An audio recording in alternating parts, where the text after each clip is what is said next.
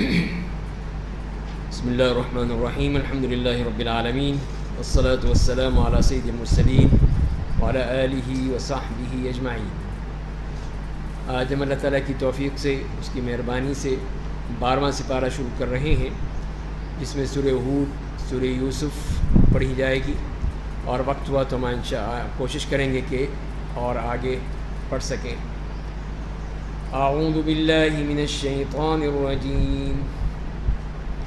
وما من دابة في الأرض إلا على الله رزقها ويعلم مستقرها ومستودعها كل في كتاب مبين۔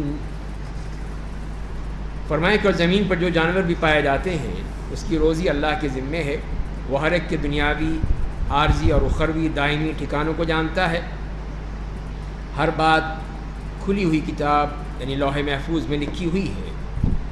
تو یہاں پر اللہ تعالیٰ کا یہ وعدہ اور اللہ تعالیٰ کا قانون کہ جو بھی جاندار ہے، جو بھی زمین پر چل پھر رہا ہے، اس کی رزق اللہ کے پاس، کسی کو کوئی بھی پریشان ہونے کی ضرورت نہیں ہے، رزق اللہ دینے والا ہے، اور وہی جانتا ہے کہ اس کا ٹھکانہ کیا ہے اور اس نے کہاں جانا ہے، سب اللہ کے علم میں ہے، لوح محفوظ میں لکھ دیا گیا ہے۔ مزید اللہ تعالیٰ کی قدرت کا تذکرہ فرمایا گیا، اور اسی نے آسمان اور زمین کو 6 دنوں میں پیدا کیا ہے، اور اس سے پہلے اس کا عرش پانی پر تھا، تاکہ تمہیں آزما کر دیکھے کہ تم میں عمل کے اعتبار سے کون زیادہ اچھا ہے۔ اور اگر آپ کہیں گے کہ تم لوگ موت کے بعد دوبارہ اٹھائے جاؤ گے، تو کافر کہیں گے یہ تو کھلا جادو ہے، یہ تو قرآن کھلا جادو ہے جو ایسی بات کہی جا رہی ہے۔ تو یہاں پر بھی جو اللہ تعالیٰ نے اس بات کی طرف اشارہ فرمایا ہے کہ اللہ تعالیٰ نے سب سے پہلے پانی کو پیدا کیا، اس کے بعد عرش کو پیدا کیا، اس کے بعد پھر زمین و آسمان کو پیدا کیا۔ تو اس سے ہی بات معلوم ہوئی کہ یہ پہلے پانی تھا، پھر عرش، اور پھر آسمان اور زمین جو اللہ تعالیٰ نے پیدا کیے، اور اس کا مقصد بتا دیا کہ وہ یہ ہے کہ حسن عمل کے اعتبار سے کون تم میں بہتر ہے، یہ دیکھنا ہے، کثرت عمل نہیں، حسن عمل، بہترین عمل، اچھا عمل، وہ کون ہے، وہ اللہ تعالیٰ دیکھنا چاہتا ہے۔ اسی کے لیے اللہ تعالیٰ نے یہ تمام دنیا بنائی ہے ہمارے لیے کہ وہ ہمیں دیکھے کہ ہم کیا کر رہے ہیں۔ اور ظاہر ہے کہ یہ بعض بعد الموت کا بھی تذکرہ ہے، تو یہ کافر جو ہے اس کو ماننے کو تیار نہیں ہے۔ اور اگر ہم کچھ گنے دنوں کے لیے عذاب کو ان سے ٹال دیتے تو یہ کہنے لگتے کہ اسے کس چیز نے روک رکھا ہے۔ تو جان لیجیے کہ جب وہ عذاب ان پر ٹوٹ پڑے گا تو اسے ان سے نہیں روکا جا سکے گا، اور جس عذاب کا وہ مذاق اڑا رہے تھے وہ انہیں گھیر لے گا۔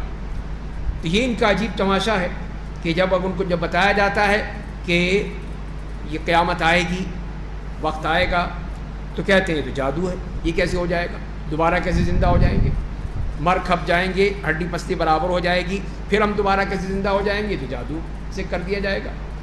اور اگر اس کو مؤخر کر دیں تو کہہ رہے کہ یہ کیوں نہیں آتا، کس چیز نے روک رکھا ہے اس کو۔ تو یہ سب ان کی جو باتیں ہیں کہ بات کو سمجھتے نہیں ہیں۔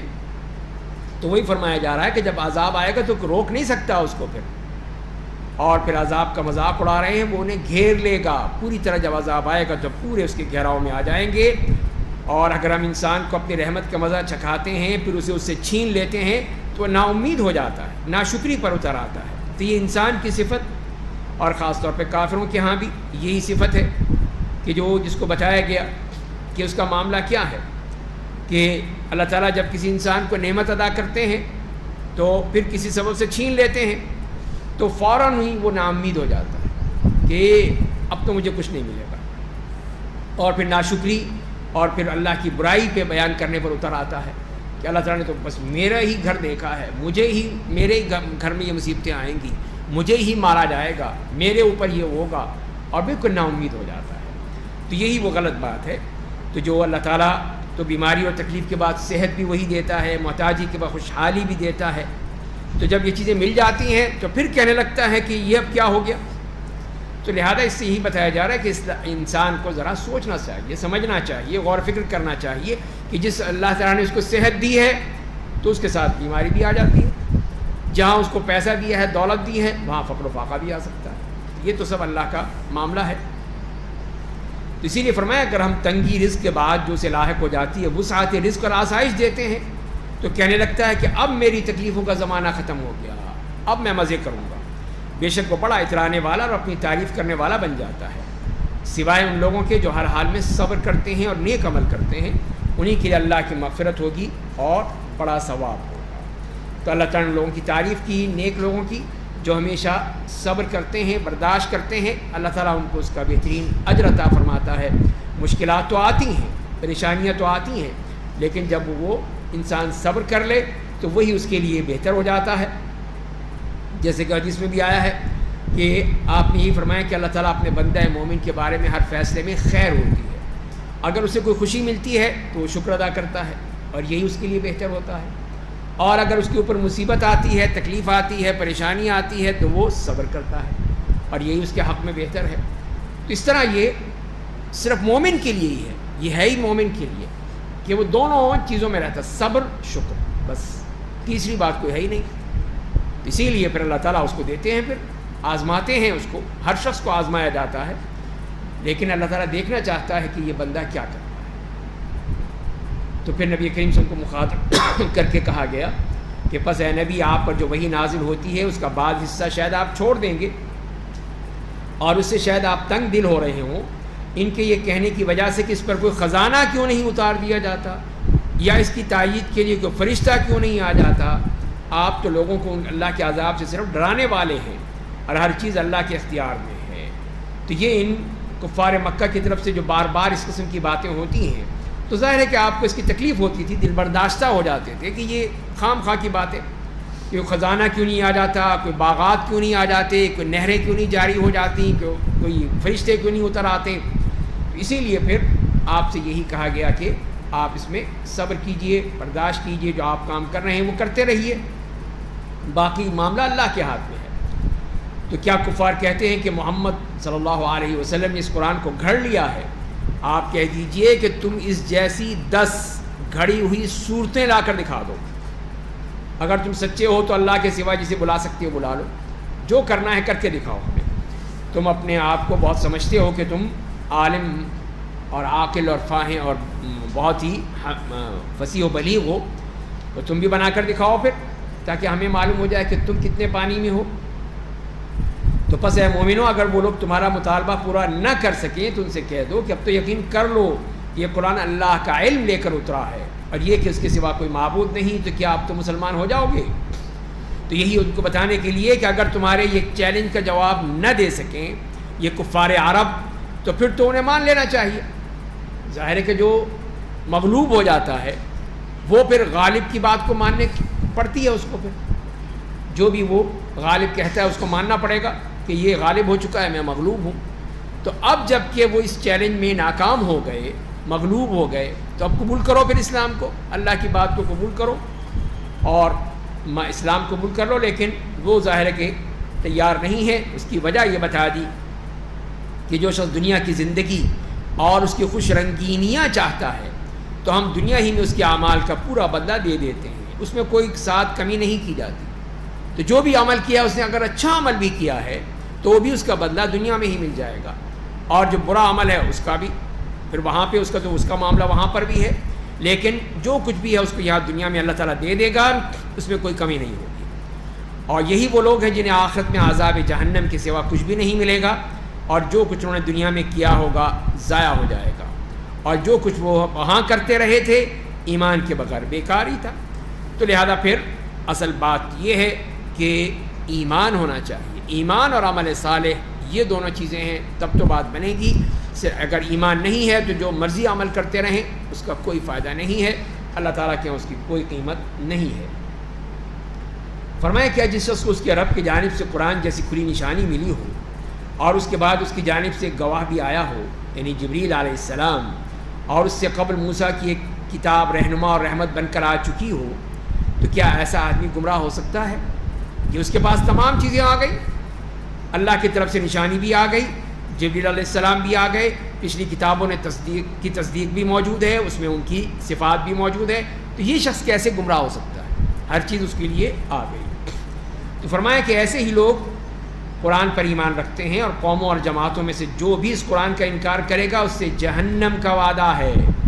تو آپ اس قرآن کے بارے میں کسی شک میں نہ پڑیں، وہ یقیناً آپ کے رب کی برحق کتاب ہے، لیکن اکثر لوگ ایمان نہیں لاتے ہیں۔ یہ ہے مسئلہ اصل، ورنہ یہ چیز بالکل واضح ہے، اور جو ایمان والے ہیں وہ پوری طرح ایمان لاتے ہیں، ان کو کوئی شک نہیں، کوئی شبہ نہیں ہے۔ تو آپ نے جو ایمان آپ کو دیا ہے، اللہ نے کتاب دی ہے، تو آپ اس کے مطابق عمل کیجیے۔ اور ان جھوٹوں کے بارے میں فرمائیں کہ ان سے بڑھ کر ظالم کون ہوگا جو اللہ کے بارے میں جھوٹ بولتا ہے، کہ یہ افتراء پردازی ہے۔ ایسے لوگ میدان حشر میں اپنے رب کے سامنے پیش کیے جائیں گے اور گواہ کہیں گے کہ یہی وہ لوگ ہیں جنہوں نے اپنے رب کے بارے میں جھوٹ بولا تھا۔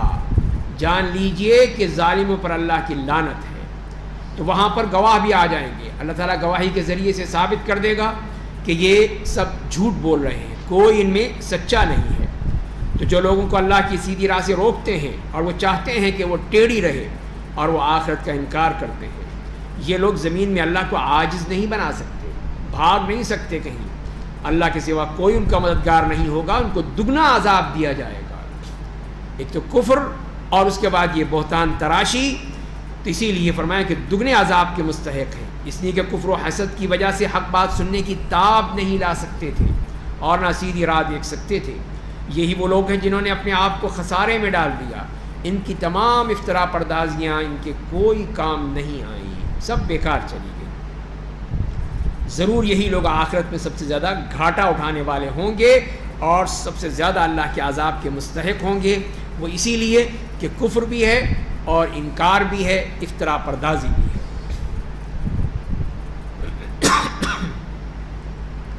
اس کے بعد یہ بتا دیا کہ اللہ کے نیک بندے اور دنیا والے برابر نہیں ہو سکتے۔ بے شک جو لوگ ایمان لائے اور عمل صالح کیا، اپنے رب کے حضور خشوع و خضوع اختیار کیا، وہ لوگ جنت والے ہوں گے، اس میں ہمیشہ کے لیے رہیں گے۔ کافر اور مسلم دونوں جماعتوں کی مثال اندھے اور بہرے اور دیکھنے سننے والے کی ہے۔ کیا دونوں ایک دوسرے جیسے ہیں؟ کیا تم لوگ عبرت حاصل نہیں کرتے ہو؟ تو یہ بتا دیا کہ یہ طالب دنیا اور طالب آخرت دونوں میں فرق ہے۔ طالب آخرت اللہ کے لیے کام کرتا ہے، اللہ کے لیے چاہتا ہے، اللہ کے لیے تمام اس کے عمل ہوتے ہیں، جبکہ طالب دنیا صرف پیسے کے لیے، دولت کے لیے، اپنی خواہشات نفس کو پورا کرنے کے لیے کرتا ہے، اللہ کے لیے کچھ نہیں کرتا۔ تو یہی مثال ہے کہ اندھے، بہرے اور بینا اور سننے والے کے، یہ دونوں برابر نہیں ہو سکتے۔ یہ سوچنا چاہیے، سمجھنا چاہیے ان کو۔ اس کے بعد پھر حضرت نوح علیہ السلام کا واقعہ شروع کیا گیا ہے کہ جس میں فرمایا کہ وَلَقَدْ أَرْسَلْنَا نُوحًا إِلَىٰ قَوْمِهِ، کہ بے شک ہم نے نوح کو اس کے قوم کے پاس رسول بنا کر بھیجا۔ انہوں نے ان سے کہا کہ میں تو تمہیں اللہ کے عذاب سے کھل کر ڈرانے والا ہوں، ڈراؤں گا، تمہیں بتاؤں گا کہ اللہ کا عذاب آ جائے گا، تم اللہ کے سوا کسی کی عبادت مت کرو، بے شک میں تمہارے بارے میں ایک دردناک دن کے عذاب سے ڈرتا ہوں، مجھے خوف ہے کہ تم پر عذاب نہ آ جائے، تو اسی لیے تم اللہ کی عبادت کرو، ایک اللہ کی عبادت کے کرنا شروع کر دو۔ تو ان کی قوم کے کافر سرداروں نے کہا کہ ہم تو تمہیں اپنے جیسے ایک انسان دیکھ رہے ہیں، جیسے ہم ہیں سے تم ہو، یہ فرق کیا ہو گیا؟ تم یہ نبوت کہاں سے مل گئی تمہیں؟ تم میں ہمیں فرق کیا ہے؟ یہ ہر ایک کو اعتراض ہوتا تھا۔ اور ہم دیکھ رہے ہیں کہ تمہاری پیروی میں ہم سے صرف گھٹیا لوگوں نے کی ہے، جو بہت ہی غریب ہیں، کم تر ہیں، ناتواں ہیں، فقیر ہیں، مزدور ہیں، وہ سارے تمہارے ساتھ بیٹھ گئے جو ہلکی سمجھ بوجھ والے ہیں، اور نہ ہم اپنے اوپر تمہارے لیے کوئی برتری پاتے ہیں کہ تم کوئی برتر انسان ہو، بہت ہی پیسے والے، دولت والے، جاہ و جلال والے، منصب والے، کچھ تو ہو تمہارے پاس، کچھ بھی نہیں ہے تم، تو کیسے تمہیں ہم مان لیں کہ تم ہم سے بڑھ کر ہو، تمہاری بات مان لیں؟ تو یہ ان کی بات سمجھ میں نہیں آتی تھی، یہ ماننے کو تیار ہی نہیں تھی کہ وہ نبی ہیں۔ دوسری بات یہ ہے کہ دنیا کی بھی تمہارے پاس کوئی چیز نہیں ہے، تو کچھ تو ہو تاکہ ہم تمہاری بات مانیں، ہم تمہارے سے افضل ہیں، ہمارے پاس پیسہ ہے، دولت ہے اور یہ سب کچھ ہے۔ یہاں تک کہ کہہ دیا کہ بلکہ ہم تو تمہیں جھوٹا سمجھتے ہیں، جھوٹ بولتے ہو تم۔ تو نوح علیہ السلام نے فرمایا کہ میری قوم کے لوگوں، اگر میں اپنے رب کی جانب سے ایک صاف اور روشن راہ پر قائم ہوں، مجھے یہ راہ مل گئی ہے، ایک واضح بات مل گئی اللہ کی طرف سے، اور اس نے مجھے اپنی جناب خاص سے اپنی نبوت جیسی رحمت عطا کر دی ہے، یہ اللہ کی رحمت ہے، لیکن وہ راہ تم سے چھپا دی گئی، تمہیں نہیں دی گئی، تم اس قابل نہیں ہو، مجھے اللہ نے اس قابل سمجھا، مجھے دے دی۔ تمہیں نہیں دی، تو اس میں اعتراض کی کیا بات ہے؟ تو کیا میں تمہارے نہ چاہنے کے باوجود تمہیں اس کا پابند بنا سکتا ہوں کہ تم نہیں چاہتے، لیکن میں اس کو چاہوں گا کہ تم اس کو قبول کر لو۔ اور اے میری قوم کے لوگوں، میں تم سے دعوت و تبلیغ کے عوض کوئی مال و دولت نہیں مانگ رہا ہوں۔ تم کہہ رہے ہیں نا کہ تمہارے لیے کوئی سپرمیسی ہونی چاہیے، کوئی برتری ہونی چاہیے تو ہم مانیں گے۔ تو کیوں میں تم سے کوئی تنخواہ مانگ رہا ہوں، پیسے مانگ رہا ہوں، تم سے کوئی تاوان یا فدیہ مانگ رہا ہوں؟ کیا مانگ رہا ہوں تم سے؟ کچھ بھی نہیں۔ تو ایک صرف بات کہہ رہا ہوں نا، قبول کر لو، دیکھ لو سچی ہے تو فائدہ ہوگا، نہیں ہوگا تو بھگتو گے۔ میرا اجر ثواب تو صرف اللہ دے گا، میں تو تم سے کچھ نہیں مانگ رہا، اور میں ایمان والوں کو اپنے پاس سے نہیں بھگا سکتا، اس لیے کہ یقیناً اپنے رب سے ملیں گے، لیکن میں دیکھ رہا ہوں کہ تم لوگ نہایت ہی نادان ہو۔ تو حضرت نوح علیہ السلام نے بھی ان کا بھی دفاع کر دیا کہ یہ تو میرے اللہ کے نیک بندے ہیں، میں ان سے کیسے کہوں جاؤ چلو جاؤ تم یہاں سے دفاع ہو جاؤ؟ میں نہیں کہہ سکتا۔ اور دوسری بات یہ ہے کہ تم لوگ نادانی کر رہے ہو، انہوں نے تو ان کو جھوٹا کہا، لیکن انہوں نے کتنے ہلکے الفاظ میں کہا۔ یہ نبی کی شان ہوتی ہے کہ برداشت کر لیتا، صبر کرتا ہے۔ اور اے میری قوم کے لوگوں، اگر میں نے انہیں اپنی مجلس سے بھگا دیا تو اللہ کے عذاب سے بچنے کے لیے کون میری مدد کرے گا؟ یہ تو اللہ کے بندے ہیں، مخلص لوگ ہیں، میں ان سے کہوں نہ جاؤ جاؤ جاؤ تو پھر اللہ کا عذاب آئے گا، تو پھر میں کہاں جاؤں گا؟ تو فرمایا کہ کیا تم لوگ غور فکر نہیں کرتے؟ اور میں تم سے نہیں کہتا کہ میرے پاس اللہ کے خزانے ہیں، نہ میں غیب جانتا ہوں، نہ میں کہتا ہوں کہ میں فرشتہ ہوں، نہ یہ کہتا ہوں کہ جنہیں تمہاری نظریں حقیر سمجھتی ہیں، جن کو تم کہتے ہو گھٹیا لوگ ہیں، انہیں اللہ کو کچھ نہیں دے گا، کوئی خیر نہیں دے گا۔ ان کو دلوں میں جو کچھ ہے اسے اللہ خوب جانتا ہے۔ اگر میں ایسا کہوں گا تو یقیناً ظالموں میں سے ہو جاؤں گا۔ تو یہاں پر بھی حضرت نوح علیہ السلام نے وہ تمام چیزیں بتا دیں کہ جو کہ ایک انسان کو اوپر کر سکتی ہیں، بڑھا سکتی ہیں، جس کی کوئی برتری ثابت ہو سکتی ہے۔ تو فرمایا کہ میرے پاس کچھ نہیں، کوئی چیز نہیں ہے، نہ کوئی خزانے ہیں، نہ غیب کا علم ہے، نہ میں فرشتہ ہوں، اور نہ میں ان لوگوں کو بگاؤں گا۔ مطلب یہ کہ تمہارے سارے مطالبے رد، میں تمہارا کوئی مطالبہ نہیں مانتا، اس لیے کہ سب بالکل ہی بیوقوفانہ باتیں ہیں۔ تو لہذا تم یہ نادانی مت کرو، میری بات سن لو، سمجھ لو، کام آ جائے تو ٹھیک ہے۔ تو کیا جواب ملتا ہے؟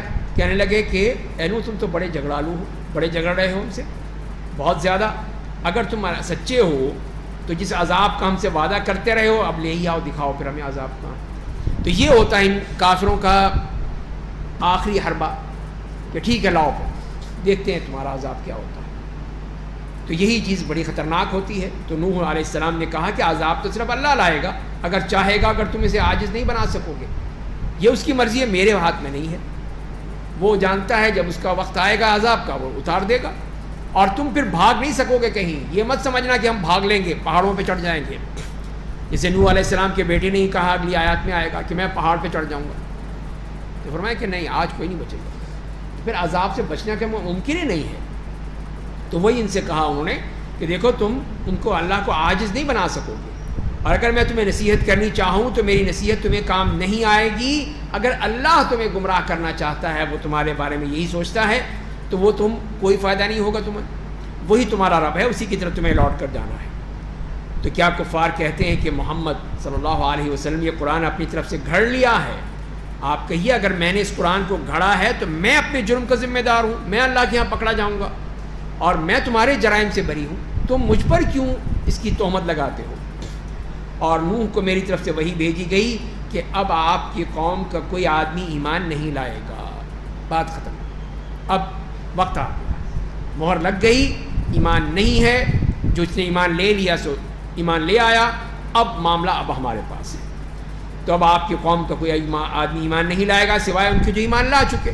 تو اب آپ ان کے کرتوتوں پر افسوس مت کیجئے، اب آگے دیکھیے جو آپ کو حکم دیا جا رہا ہے۔ تو اللہ تعالیٰ نے حکم دے دیا، اب عذاب تو یقینی ہو گیا اب تو آپ ہماری نگرانی میں ہماری وحی کے مطابق کشتی بنائیے۔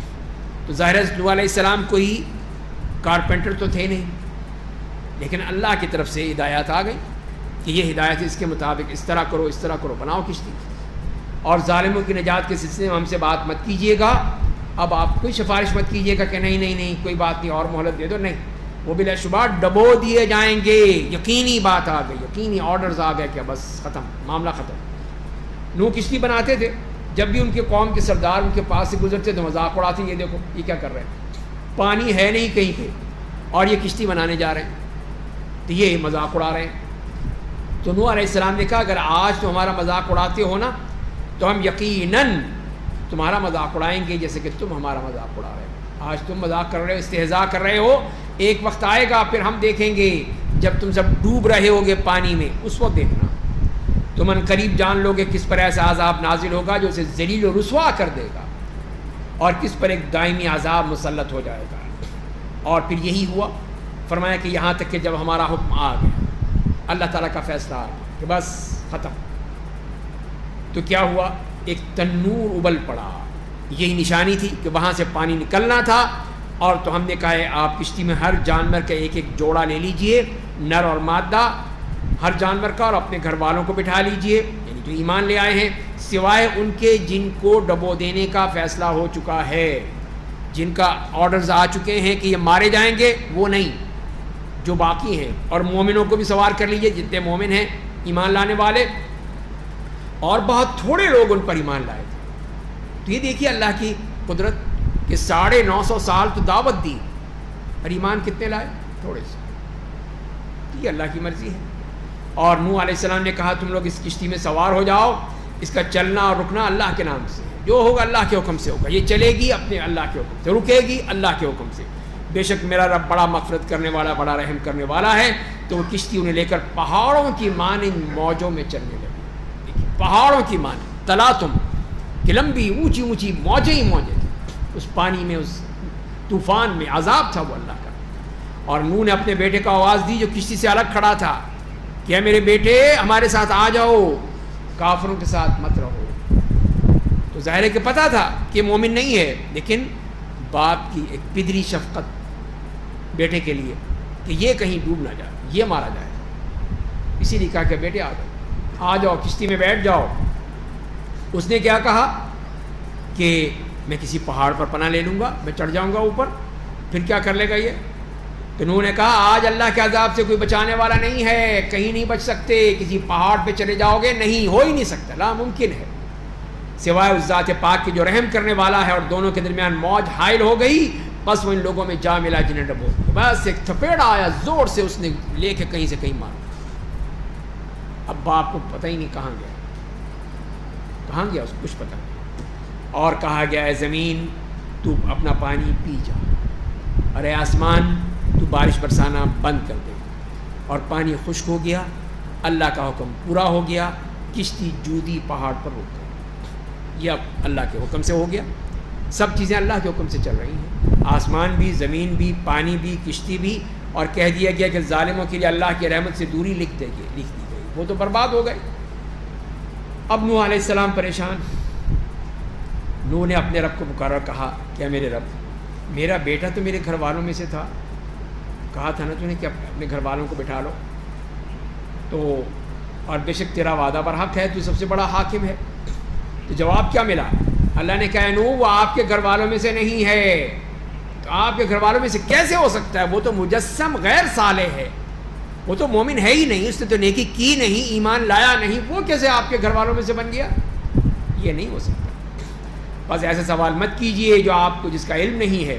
میں آپ کو نصیحت کرتا ہوں کہ نادانوں میں سے نہ ہو جائیے، یہ اس قسم کی باتیں مت کیجئے، آپ میرے نبی ہیں، میں نے آپ کو بھیجا، آپ ایسی باتیں کر رہے ہیں نادانی کی، کہ جب وہ ایمان نہیں لایا تو کیسے ہوگا، چاہے وہ آپ کا بیٹا ہو یا آپ کی بیوی ہو، دونوں گئے، کوئی نہیں بچے گا ان میں سے۔ بیوی کے نہیں پوچھا ویسے، بیوی کو نہیں پوچھا نا علیہ السلام، دیکھا جاتی جائے گئی، لیکن بیٹے کو پوچھ رہے ہیں، دیکھ لیجئے۔ تو اسی لیے کہ بیٹے سے تو ایک خونی تعلق ہے نا، تو اسی لیے بیٹے کی تو ہے کسک، اس کی تکلیف تو ہے کہ بیٹا میرا چلا گیا، لیکن بیوی کے بارے میں کچھ نہیں کہا، وہ بھی چلی گئی۔ نہیں، اس میں سے نہیں تھی، تو قرآن نے صاحب بتا دیا ہے، سورۃ تحریم میں پڑھ لیجئے، حضرت لوط علیہ السلام کی، حضرت نوح علیہ السلام کی بیوی دونوں جہنم میں۔ جی ہاں، تو لہذا پھر یہاں پر بیٹے کے بارے میں پریشان ہے۔ اب اللہ نے ڈانٹ دیا نا پھر کہ نوح نے کہا میرے رب میں تیرے ذریعے اس بات سے پناہ مانگتا ہوں کہ میں تجھ سے سوال کروں جس کا مجھے کوئی علم نہیں، اگر تو نے مجھے معاف نہ کیا، مجھ پر رحم نہ کیا تو میں گھاٹا اٹھانے والوں میں سے ہو جاؤں گا۔ تو یہی ہے نبی کی بھی خصلت اور ایک انسان کی بھی خصلت۔ جیسے حضرت آدم نے فوراً توبہ کر لی، نوح علیہ السلام کو بھی احساس ہو گیا یہ مجھے نہیں کہنا چاہیے تھا، مجھ سے غلطی ہو گئی، اللہ مجھے معاف کر دے۔ عراق میں کہتے ہیں کہ عراق اور ہم اس علاقے میں ارارات جگہ ہے، وہاں پر اس قسم کی باتیں ہوتی ہیں، واللہ عالم کہاں تک صحیح ہے اس کو ہم نہیں کہہ سکتے۔ کہا گیا اے نوح اب آپ ہماری جانب سے سلامتی کے ساتھ کشتی سے نیچے اتر آئیے، اور آپ پر آپ کے ساتھ جو مومن ہیں ان میں سے کچھ کی نسل سے پیدا ہونے والی جماعتوں پر ہماری برکتیں نازل ہوں گی۔ ظاہر ہے کہ اب وہ نسل انسانی پوری یہی موجود ہے، صرف پوری نسل انسانی اور نسل حیوانی اس کشتی میں ہے، باقی سب جگہ پانی ہی پانی ہے، کوئی نہیں ہے سوئے زمین پر۔ تو اسی لیے فرمایا کہ اب ہم آپ کے ذریعے سے اس انسانیت کو دوبارہ چلائیں گے، اور آپ کے ساتھ جو انسان ہیں ان سے اور ان جانوروں سے، اسی لیے کہا تھا کہ ایک ایک جوڑا بٹھا لیں جانوروں میں سے تاکہ وہ ان کی نسل چلتی رہے۔ اور فرمایا کہ ان میں سے کچھ کی نسل سے پیدا ہونے والی جماعتوں پر ہماری برکتیں نازل ہوں گی، اور کچھ قوموں کو ہم دنیا میں آرام و آسائش دیں گے، پھر آخرت میں ہمارا دردناک عذاب انہیں اپنی گرفت میں لے لے گا۔ جو نہیں مانیں گے ان کو پھر بتا دیا۔ یہ غیب کی خبروں میں سے ہے جو ہم آپ کو بذریعہ وحی بتا رہے ہیں، آپ پر آپ کی قوم اس سے پہلے ان خبروں کو نہیں جانتی تھی، بس آپ اللہ کی راہ میں اس دعوت پر صبر کیجئے، برداشت کیجئے، آخرکار انجام تو اچھا انجام تو متقیوں کے لیے ہے۔ تو یہاں تو حضرت نوح علیہ السلام کی بات کی، اب دوسرے نبی حضرت ہود علیہ السلام کا واقعہ شروع کیا۔ فرمایا کہ اور ہم نے ہود کو ان کے بھائی قوم عاد کے پاس رسول بنا کر بھیجا، انہوں نے کہا اے میری قوم کے لوگوں تم اللہ کی عبادت کرو، اس کے سوا تمہارا کوئی معبود نہیں، اور تم لوگ صرف اللہ پر افطرا پردازی کرتے ہو، جھوٹی باتیں کہتے ہو، اللہ کی عبادت کرو، اس کو مانو، یہ شرک کرنا چھوڑ دو۔ اور ساتھ ہی انہوں نے یہ بھی کہہ دیا کہ میری قوم کے لوگوں میں تم سے کوئی دعوت و تبلیغ پر کوئی معاوضہ نہیں مانگ رہا، مجھے پیسے دینے کی ضرورت نہیں ہے، کوئی تنخواہ میں نہیں مانگ رہا، میرا اجر و ثواب تو اللہ دے گا جس نے مجھے پیدا کیا ہے۔ کیا تمہیں یہ میری بات سمجھ میں نہیں آ رہی؟ عقل نہیں ہے تمہیں؟ سوچو اسے ذرا کہ میں تم سے کچھ مانگ نہیں رہا ہوں، کوئی پیسے، کوئی دھیلا، کوئی تنخواہ، کچھ نہیں مانگ رہا، ویسے ہی تمہیں بتا رہا ہوں، تو لے لو مجھ سے۔ اے میری قوم کے لوگوں تم اپنے رب سے مغفرت طلب کرو، پھر اس کی جناب میں توبہ کرو، وہ تمہارے لیے خوب بارش برسائے گا، تمہیں مزید قوت دے گا، اللہ کی نگاہ میں مجرم بن کر اس کے دین سے روگردانی مت کرو۔ تو یہی ہے دعوت توحید کے بعد پھر دعوت توبہ اور استغفار، جس میں فرمایا کہ استغفروا ربکم ثم توبوا الیہ۔ تو دو الگ الگ چیزیں بیان کر دی، پہلے استغفار کہ جس کے ذریعے سے گناہوں کی پاکیزگی، گناہ صاف، توبہ پھر اللہ کی رحمت، توبہ کے ذریعے سے اللہ کی رحمت آئے گی، اللہ تعالیٰ کا فضل و کرم ہو جائے گا، تو اس کے نتیجے میں ہی پھر اللہ تعالیٰ بارشیں بھی دے گا، طاقت بھی دے گا، اولاد بھی دے گا، ہر چیز دے گا، جیسے کہ سورہ نوح میں بھی اللہ تعالیٰ نے فرمایا ہے۔ تو فرمایا کہ اللہ کی نگاہ میں مجرم بن کر اس کی دین سے روگردانی مت کرو۔ انہوں نے کہا اے ہود تم نے ہمارے سامنے کوئی کھلی نشانی تو پیش کی نہیں ہے، ایسی باتیں بنا رہے ہو تم، کوئی لاؤ، کوئی چیز تو لاؤ نا، کوئی ٹھوس چیز لو، نظر آئے، دیکھیں ہم، وہ ہمیں دکھاؤ پہلے، پھر ہم مانیں گے۔ ہم تو اپنے معبودوں کو صرف تمہاری باتوں میں آ کر تو نہیں چھوڑ سکتے کہ تم جو کہہ رہے ہو کہ چھوڑ دو چھوڑ دو، اللہ کی عبادت کرو، ہم کیسے چھوڑ دیں؟ لاؤ کوئی چیز دکھاؤ ہمیں۔ تو نہ ہم تم پر ایمان لانے والے ہیں، ہم تو مانتے نہیں، ہم تو بلکہ یہ کہتے ہیں کہ تو ہمارے بعض معبودوں نے تمہیں کسی برائی میں مبتلا کر دیا ہے، کوئی بیماری لگ گئی ہے، ان کی وجہ سے تم بیمار ہو گئے ہو، یہ الٹا، اور یہ دیکھو ان کی وجہ سے تمہارے اوپر یہ مصیبتیں آ رہی ہیں۔ تو ہود علیہ السلام نے فرمایا کہ میں اللہ کو گواہ بناتا ہوں، تم لوگ بھی گواہ رہو کہ میں تمہارے شرکاء سے قطعاً بری ہوں، میرا کوئی تعلق نہیں ہے تمہارے ان شرکاء سے، اور نہ ہی میں ان سے ڈرتا ہوں کہ وہ مجھے بیمار کر دیں گے، مجھے مار دیں گے، مجھے تکلیفیں دیں گے، مجھے کوئی ڈر نہیں ہے، بالکل میں ان سے بری ذمہ ہوں۔ تو جنہیں تم اللہ کے سوا پوچھتے ہو تو تم سب مل کر میرے خلاف سازش کر لو، پھر مجھے مہلت بھی نہ دو۔ ٹھیک ہے، اب زیادہ ہی تمہیں یہ زوم ہے کہ یہ مجھے خراب کر رہے ہیں، تو ٹھیک ہے پھر کرو، پھر آ جاؤ، چیلنج دے دیا ان کو کہ سب مل جاؤ، پھر مجھے مہلت بھی دینے کی ضرورت نہیں، فوراً آ جاؤ، کوئی وارننگ نہیں، کوئی مہلت نہیں، آؤ مجھے۔ اور میں نے اس پہ اللہ پر بھروسہ رکھا ہے، وہ ہے میرا اصل خالق و مالک اور رازق، اور جو میرا اور تم سب کا رب ہے، کوئی بھی جاندار ایسا نہیں ہے جس کی چوٹی اللہ کے ہاتھ میں نہ ہو، بے شک میرا رب سیدھی راہ پر ہے، سب کو اللہ نے پکڑ رکھا ہے، تو وہ پھر جو چاہے گا کرے گا۔ بس اگر تم اس کے دین سے روگردانی کرتے ہو تو جان لو کہ جو میں پیغام دے کر تمہارے پاس آیا ہوں تو وہ میں نے تم کو پہنچا دیا ہے، میرا کام ختم، میں نے جو کرنا تھا کر لیا، اور میرا رب تمہارے علاوہ کسی دوسری قوم کو تمہاری جگہ لے آئے گا اور تم اس کا کچھ بھی نہیں بگاڑ سکو گے۔ نوح علیہ السلام کی قوم اس سے پہلے گزر چکی تھی، جیسے وہ ختم ہو گئی تم بھی جاؤ گے، تمہارا بھی خاتمہ ہو جائے گا۔ تو فرمایا کہ بے شک میرا رب ہر چیز کا نگہبان ہے، اور جب ہمارا حکم آ گیا تو ہم نے اپنی رحمت سے ہود اور ان کے ساتھ ان کے مومن ساتھیوں کو نجات دے دی، اور ہم نے ایک بہت ہی سخت عذاب سے نجات دی۔ اور یہ قوم عاد کے لوگ تھے جنہوں نے اپنے رب کی آیتوں کا انکار کر دیا، اس کے رسول کی نافرمانی کی، انکار کیا، کفر کیا، اور ہر سرکش و نافرمانی کے حکم کی اتباع کی، تو لہذا اسی لیے پھر وہ عذاب کے مستحق، اور اس دنیا میں ان کے پیچھے لعنت لگا دی گئی، یعنی کہ اب جو بھی آئے گا ان پر لعنت برسائے گا، جتنے بھی انبیاء کرام آئیں گے وہ لعنت بھیجیں گے، اور آخرت کے دن بھی ان پر لعنت بھیجی جائے گی۔ اور جان لیجئے کہ قوم عاد نے اپنے رب کا انکار کر دیا تھا، اور جان لیجئے کہ ہود کی قوم عاد کے لیے رحمت سے دوری لکھ دی گئی، اب کچھ نہیں ملے گا، ختم۔ اس کے بعد پھر حضرت صالح علیہ السلام کا تذکرہ فرمایا، قوم سمود کا، فرمایا کہ ہم نے صالح کو ان کے بھائی سمود کے پاس رسول بنا کر بھیجا، انہوں نے کہا اے میری قوم کے لوگوں، تم اللہ کی عبادت کرو، اس کے علاوہ تمہارا کوئی معبود نہیں ہے، اس نے تمہیں مٹی سے پیدا کیا ہے، اس میں تمہیں آباد کیا، تو تم اس سے مغفرت طلب کرو، پھر اس کی جناب میں توبہ کرو، بے شک میرا رب قریب ہے اور دعا قبول کرتا ہے۔ تو یہ انہوں نے اللہ کا پیغام دے دیا۔ انہوں نے کہا اے صالح، اس سے پہلے ہم لوگ تم سے اچھی امیدیں وابستہ کیے ہوئے تھے، تم تو بڑے اچھے آدمی تھے، یہ کیا ہو گیا؟ بڑے اچھے بڑے شریف آدمی تھے، یہ اس قسم کی باتیں تم نے کیا شروع کر دی؟ کیا تم ہمیں ان معبودوں کی عبادت سے روکتے ہو جن کی ہمارے باپ دادا عبادت کرتے تھے؟ ہم بے شک اس بات کی صداقت میں بہت بڑے شک میں مبتلا ہیں جس کی تم ہمیں دعوت دیتے ہو، ہم تو نہیں مانتے، اس لیے کہ باپ دادا ہیں وہ بڑے مقدس ہوتے ہیں عموماً، تو لہذا ہم ان کی تمہاری بات کیسے مانیں؟ تو صالح علیہ السلام نے کہا ہے میری قوم کے لوگوں، اگر میں اپنے رب کی جانب سے ایک صاف اور روشن راہ پر قائم ہوں اور اس نے مجھے اپنی جناب خاص سے نبوت جیسی رحمت عطا کی ہے، تو اگر میں اس کی نافرمانی کروں گا تو اس کی گرفت سے بچنے کے لیے میری کون مدد کرے گا؟ پھر تم لوگ سوائے خسارے کے مجھے کچھ بھی نہیں دو گے۔ تو یعنی جب اللہ کی طرف سے مجھے یہ منصب دیا گیا ہے، مجھے ذمہ داری دی گئی ہے، تو میرا فرض بنتا ہے کہ میں تمہیں بتاؤں، تمہیں کہوں، تمہیں سمجھاؤں۔ اگر میں نے نہ کی تو پھر بتاؤ میری مدد کون کرے گا؟ تم کرو گے؟ ظاہر ہے تم نہیں کرو گے۔ اور پھر معجزہ بھی بتا دیا ہے میری قوم کے لوگوں، یہ اللہ کی اونٹنی ہے جو تمہارے لیے بطور نشانی بھیجی گئی ہے، تم اسے چھوڑ دو، کوئی اس کو ٹچ نہ کرے، کوئی کسی طرح اس کو مارنے کی یا اس کو جو زمین میں جہاں سے چاہے گی کھائے گی، کوئی کچھ نہ کہے اسے، کوئی تکلیف نہ پہنچاؤ ورنہ تمہیں ایک فوری عذاب پکڑ لے گا، تم مارے جاؤ گے۔ تو انہوں نے کیا کیا؟ ان کا اچھی بات ہے، ٹھیک ہے دیکھتے ہیں ہم۔ اس کی جا کے کوچیں کاٹ ڈالی، اس کی جو رگیں تھیں، اس کی ٹانگ کی رگیں وہ اٹھا کے کاٹ ڈالی۔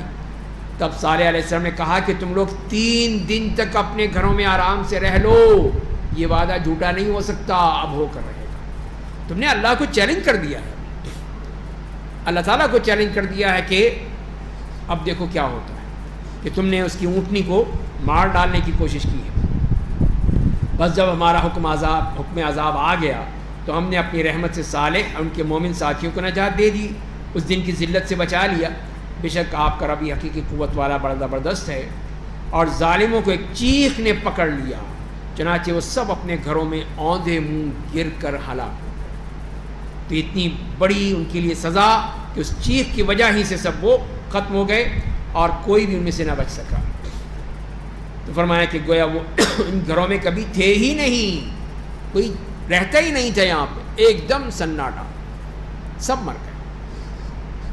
یہ قوم سمود نے اپنے رب کا انکار کر دیا تھا، جان لیجئے کہ قوم سمود کے لیے اللہ کی رحمت سے دوری لکھ دی گئی، اب وہ رحمت کے قابل نہیں رہے۔ اس کے بعد ایک اور واقعہ بیان کیا درمیان میں، اس لیے کہ اس کے بعد پھر حضرت لوط علیہ السلام کا واقعہ آئے گا، اور اس سے پہلے حضرت ابراہیم علیہ السلام کا یہ واقعہ بیان کر دیا ہے. اور لوط علیہ السلام حضرت ابراہیم علیہ السلام کے بھتیجے تھے، اس لیے بھی اس کی مناسبت تھی تو پہلے حضرت ابراہیم کا ذکر فرمایا. فرمایا کہ اور ہمارے فرشتے ابراہیم کے پاس خوشخبری لے کر آئے. انہوں نے سلام کیا، سلام علیکم. ابراہیم نے بھی کہا سلام علیکم. پھر جلدی ایک بنا ہوا بچڑا لے کر آ گئے، اتنے مہمان نواز کہ فوراً ہی تیار. کتنی وہ سروس دیکھیے، زبردست سروس. فوراً لے آئے بنا ہوا بچڑا. کیا ہو کھاؤ گے؟ تو تیار رکھا ہو گیا تو، یا ان کے پاس ہی کوئی مائکرو ویو اوون ہوگا تو وہ، لیکن وہ پیش کر دیا فوراً لا کے. بس جب انہوں نے دیکھا کہ ان کے ہاتھ اس کے کھانے کی طرف بڑھ نہیں رہے ہیں تو انہیں پسند نہیں کیا کہ یہ کیا بات ہے. میں نے اتنی ان کی مہمان نوازی کی، ان کے لیے میں نے انتظام کیا، بنا ہوا بچڑا لے کر آیا ہوں اور یہ کھا ہی نہیں رہے. یہ کیا ہے مسئلہ؟ ظاہر ہے کہ یہ بہت ہی یعنی تعجب کی بات ہے اور خطرے کی بات ہے. تو اسی لیے پھر وہ انہوں نے کہا، ان سے دل میں ڈرنے لگے. تو یہ تو فرشتے تھے، اس لیے سمجھ گئے کہ آپ ڈریے نہیں، ہم قوم لوط کی طرف بھیجے گئے. ہمارا جو ٹارگٹ ہے وہ کچھ اور ہے. ہم تو ایک خوشخبری دینے آئے ہیں آپ کے پاس. اللہ تعالیٰ کا حکم ہے آپ کے پاس آئیں، پھر ہم لوط کے پاس جائیں گے، قوم لوط کے پاس. ان کی بیوی بھی کھڑی تھی، وہ بھی وہاں موجود تھیں یا پردے کے پیچھے تھیں. بہرحال تو وہ ہنسنے لگی کہ یہ کیا ہوا، اچانک بات ہی بدل گئی ہے. تو پس ہم نے انہیں اسحاق کی خوشخبری دی کہ آپ کے ہاں بیٹا ہوگا اسحاق، اور پھر اسحاق کے بعد یعقوب کی بھی خوشخبری دے دی کہ ایک پوتا بھی ہوگا یعقوب. دیکھیے کتنی زبردست خوشخبری، صرف بیٹا ہی نہیں پوتا بھی ملے گا اس کے بعد. تو وہ ان کی بیوی ایک دم پریشان ہو گئی کہ ہائے رسوائی، میں بچہ پیدا کروں گی اس بڑھاپے میں، اب بچے ہوں گے میرے، اور یہ میرے شوہر بھی بوڑھے ہو چکے ہیں اس حالت میں. تو اس حضرت سارہ کی عمر 90 سال تھی اور بعد میں ہے کہ 99 سال تھی، اور ابراہیم علیہ السلام کی 100 یا 120 سال تھی. اسی لیے وہ پریشان ہو گئی اس بڑھاپے میں. اب یہ مشکل، یہ کیا ہوا؟ اور یہ شوہر بھی دیکھو، یہ بھی بڈھے کھوسڑ 100 سال سے بھی اوپر جا رہے ہیں، اولاد کیسے ہوگی؟ یہی تو اللہ تعالیٰ دکھانا چاہتا ہے کہ اسباب میرے لیے کوئی قیمت نہیں رکھتے. میں جو چاہوں کر سکتا ہوں، بوڑھے کو بھی جوان کر سکتا ہوں فوراً. اشتہاروں والا نہیں، اللہ والا. اللہ تعالیٰ نے جیسے بوڑھے کو فوراً جوان کر دیا.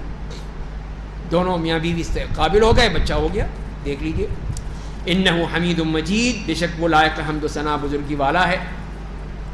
اب جب ابراہیم کے دل سے ڈر چلا گیا، پہلے تو ڈر گئے تھے نا کہ یہ کون لوگ ہیں، کھاتا ہی نہیں ہمارے، میرا یہ کھانا بھی نہیں کھا رہے. اب خوشخبری بھی مل گئی کہ بیٹا ہوگا اور پوتا بھی ہوگا. تو اب وہ جھگڑنے لگے، یہ قوم لوط کے بارے میں تم کیا کر رہے ہیں بھائی، یہ کیا مسئلہ ہے؟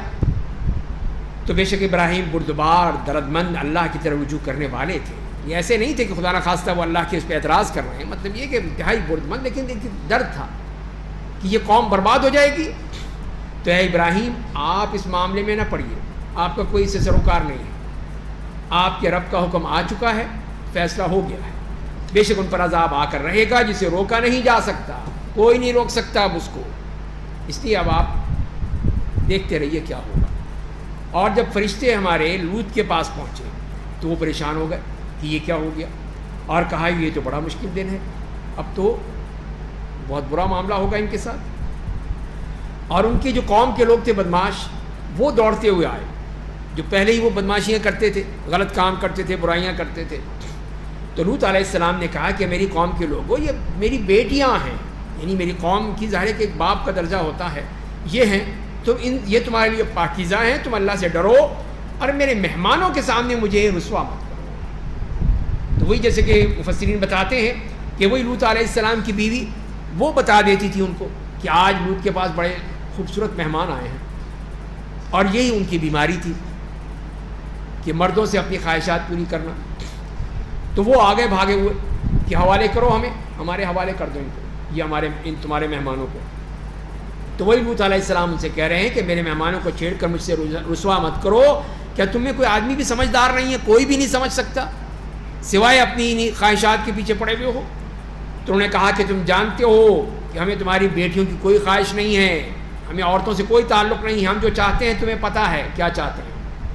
تو لوط علیہ السلام نے کہا کاش کہ میرے پاس تمہیں سیدھا کرنے کے لیے کوئی طاقت ہوتی، میں تمہیں ٹھیک کر دیتا تم جیسے بدماشوں کو، یا تم سے نمٹنے کے لیے کوئی مضبوط سہارا مل جاتا، کوئی مجھے سہارا دے دیتا، میں اکیلا ہوں، کوئی میرا ساتھ دینے والا نہیں ہے۔ تو یہ جب انہوں نے کہا تو فرشتوں نے کہہ دیا فوراً کہ اے لوط ہم آپ کے رب کے فرشتے ہیں، آپ گھبرائیں مت، یہ آپ پر دست درازی نہیں کر سکتے، کچھ نہیں کر سکتے یہ لوگ، ہم تو فرشتے ہیں، اللہ کے فرشتے ہیں، بس آپ اپنے گھر والوں کو لے کر جب رات کا کچھ حصہ باقی رہ جائے تو یہاں سے نکل جائیے، آپ چلے جائیے، اور آپ لوگوں میں سے کوئی پیچھے مڑ کر نہیں دیکھے گا، پیچھے مڑ کر نہیں دیکھے گا۔ اس کا مطلب یہ ہے کہ آپ کو اس سے محبت ہے اپنے گھر سے اپنے، لیکن یہ چیزیں نکالنی ہوں گی اپنے گھر دل سے کہ اپنے گھر کو، اب وہ تو گیا، مگر آپ کی بیوی کو عذاب لاحق ہو کر رہے گا جو انہیں لاحق ہوگا، بیوی نہیں جائے گی، وہ یہی رہے گی، اس لیے کہ اس نے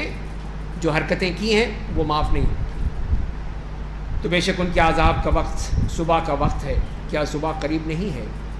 بس جب ہمارا حکم آ گیا عذاب کا تو ہم نے اس بستی کے اوپر کا حصہ نیچے کر دیا، اوپر کا اٹھا کے نیچے کر دیا، پلٹ دیا، اور اس پر ایک دوسرے سے جڑے ہوئے کنکریلے پتھر برسا دیے، انتہائی سخت سزا جو جن پر آپ کے رب کی طرف سے نشان لگے ہوئے تھے، اور وہ بستی مکہ کے ظالموں سے کچھ دور بھی نہیں ہے، یعنی ان کو دیکھ لیں کہ وہ تو جاتے ہیں یہاں سے شام، راستے سے گزرتے ہیں، دیکھ لیں ذرا اس کو، وہ بستی کیا تھی؟ وہ ڈیڈ سی جو آج بھی موجود ہے اردن اور اسرائیل کی سرحد پر، تو وہ ہے ڈیڈ سی جہاں پہ اب کوئی چیز زندہ نہیں ملتی ہے، زندہ رہ ہی نہیں سکتی، اس میں اتنی بھاری پانی ہے، اتنا تیزابیت ہے اس میں، نہ کوئی ڈوب سکتا ہے نہ کوئی مر سکتا ہے، اور نہ اس میں کوئی زندگی ہے، اس میں نہ مچھلی ہے نہ کوئی چیز رہ ہی نہیں سکتی اس میں سے، تو لہذا اس میں کچھ نہیں، اور یہ عذاب کی جگہ ہے۔ تو یہ بیان کرنے کے بعد حضرت شعیب علیہ السلام کا تذکرہ فرمایا، اور ہم نے شعیب کو ان کے بھائی اہل مدین کے پاس رسول بنا کر بھیجا۔ انہوں نے کہا ہے میری قوم کے لوگوں تم اللہ کی عبادت کرو، اس کے علاوہ تمہارا کوئی معبود نہیں ہے، اور دوسری ایک اور بیماری تھی ان کی کہ ناپ تول میں کمی مت کرو، یہ ڈنڈی مارتے تھے۔ میں تمہیں خوشحال دیکھ رہا ہوں، بے شک میں تمہارے بارے میں ایسے دن کے عذاب سے ڈرتا ہوں جو ہر چیز کو اپنے احاطے میں لے لے گا، اور اے میری قوم کے لوگوں تم عدل و انصاف کے ساتھ ناپ تول پورا کیا کرو، اور لوگوں کو ان کی چیزیں کم مت دیا کرو، جو ہے پورا دو، اور زمین میں فساد پھیلانے والے بن کر مت رہو، یہ فساد ہے۔ اگر تم مومن ہو تو اللہ کا دیا ہوا جو حلال مال بچ جائے وہ تمہارے لیے زیادہ بہتر ہے، وہ اللہ تعالیٰ دے گا تمہیں، جو تھوڑی بہت نفع ہوتا ہے وہ لے لو، یہ ڈنڈی مارنے کی کیا ضرورت ہے اس میں؟ تو فرمایا کہ میں تم لوگوں کا نگہبان نہیں ہوں۔ انہوں نے کہا شعیب کیا تمہاری نمازیں تمہیں یہی حکم دیتی ہیں کہ تم جو کہہ رہے نمازیں پڑھو، یا تم بھی نمازیں پڑھتے ہو؟ اس کا مطلب یہ ہے کہ ہم اپنے معبودوں کو چھوڑ دیں، اپنے باپ دادا کی جو عبادت کرتے تھے چھوڑ دیں ہم اسے، یا اپنے مال میں اپنی مرضی کے مطابق جو ہم چاہیں ہم نہیں کر سکتے؟ بے شک تم تو بڑے بردبار سمجھدار آدمی ہو، یہ کیسی باتیں کر رہے ہو تم؟ الٹا وہ شعیب علیہ السلام کو متون کر رہے ہیں۔ تو شعیب علیہ السلام نے فرمایا میری قوم کے لوگوں اگر میں اپنے رب کی جانب سے ایک صاف روشن راہ پر قائم ہوں، اس نے مجھے اپنی طرف سے اچھی روزی دی ہے، تو کیا میں اسے چھوڑ دوں، اس کی بات کا انکار کر دوں؟ میں نہیں چاہتا ہوں کہ جس بات سے تم کو روکتا ہوں اس کے الٹ کرنے لگوں، میں تو اپنی طاقت کی حد تک صرف اصلاح کا ارادہ رکھتا ہوں، اصلاح چاہتا ہوں، اور مجھے توفیق دینے والا صرف اللہ ہے، میں نے اسی پر بھروسہ کیا ہے، اسی کی توجہ کرتا ہوں، میرا تم سے کوئی لینا دینا ہے بھی نہیں، نہ میں اس سے مانگ رہا ہوں، سارا میرا معاملہ اللہ کے ساتھ ہے۔ تو اے میری قوم کے لوگوں میری مخالفت میں کوئی ایسا کام نہ کر بیٹھنا جس کی وجہ سے تم پر ویسی ہی مصیبت نازل ہو جائے جیسے قوم نوح یا قوم ہود یا قوم صالح پر نازل ہوئی تھی، اور قوم لوط کا زمانہ تو تم سے کوئی دور نہیں ہے، تمہیں یاد ہی ہوگا۔ تو پوری پچھلی تاریخ کا حوالہ دے دیا کہ دیکھو ان قوموں کے ساتھ کیا ہوا، حضرت نوح، حضرت ہود اور حضرت صالح اور حضرت لوط علیہ السلام، ان چاروں انبیاء کرام کی قوموں کے ساتھ اللہ نے کیا کیا، اسی وجہ سے کہ انہوں نے انکار کیا تھا۔ وہ اپنے رب سے مغفرت طلب کرو، پھر اس کی جناب میں توبہ کرو، بے شک میرا رب نہایت مہربان بہت محبت کرنے والا ہے۔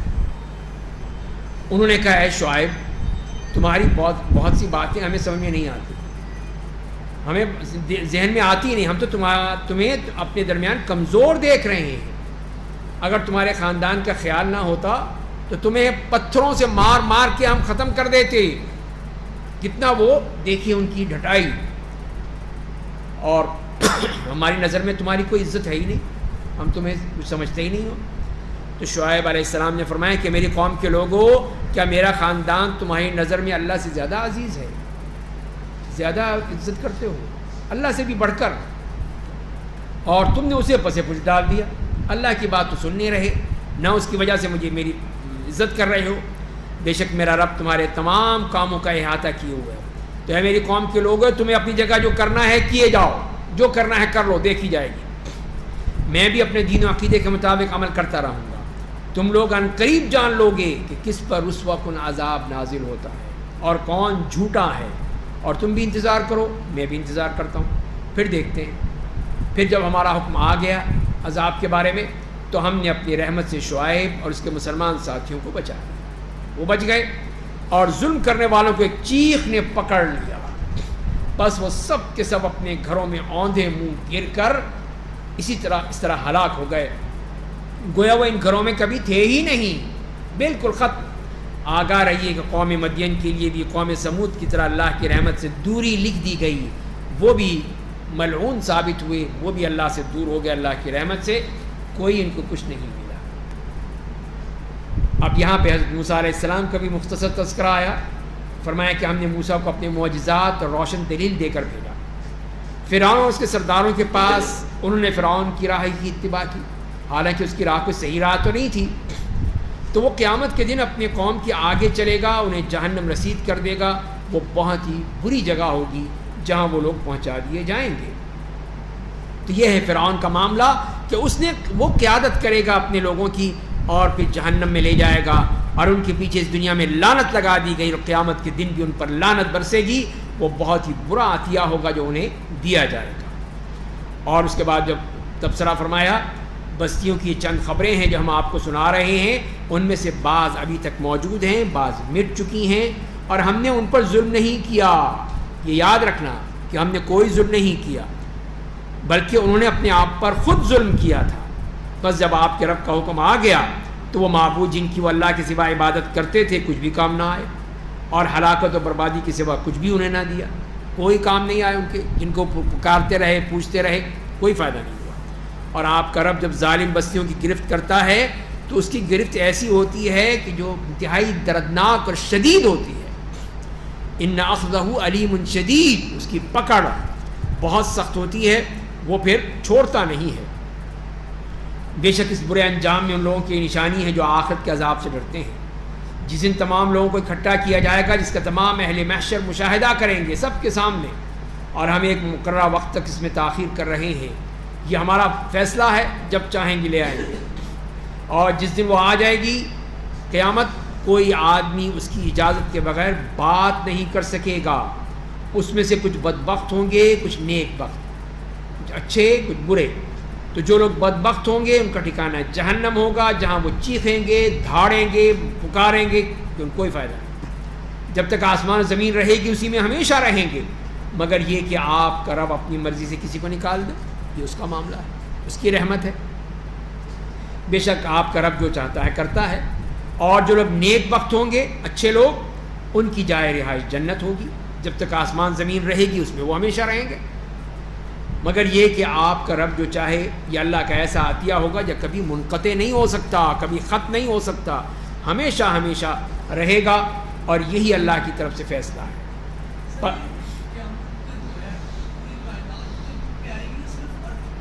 یہ پوری کائنات پہ آئے گی، سورج چاند ستارے سب تلپٹ ہو جائیں گے۔ جی ہاں بالکل، تو وہ قرآن تو ہی کہتا ہے، سبھی ہے اس میں آئیں گے۔ پھر اللہ تعالیٰ جو ہے وہ دوبارہ ایک نئی زمین، نئی دنیا، نیا آسمان، نئے ہر چیز نئی ہوگی، اسی میں جنت، پھر وہ اللہ تعالیٰ اپنے اس کے مطابق بنا دیں گے، ایک جنت اور جہنم بنا دیں گے۔ اسی لیے فرمایا کہ یوم تبدل الارض غیر الارض والسماوات، کہ یہ زمین آسمان سب بدل دیے جائیں گے، ایک نیا ورژن ہے، نئی تبدیلی ہے۔ تو وہ ہے اللہ تعالیٰ کی طرف سے۔ وہ قیامت کے بعد پھر ایک نئی دنیا ہوگی جس میں جنت ہوگی اور جہنم ہوگی۔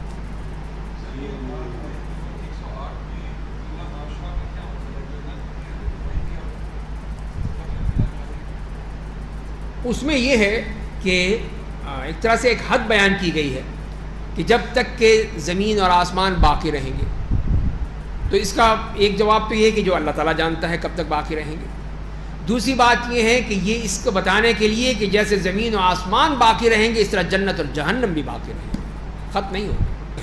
جسے میں نے ابھی عرض کیا کہ یہ جو ہیں جس کے بارے میں بتا دیا کہ یہ آسمان بھی یہ زمین بھی سب تلپٹ ہو جائیں گے, کوئی اپنی جگہ نہیں رہے گا, لیکن اللہ تعالیٰ پھر بدل دے گا.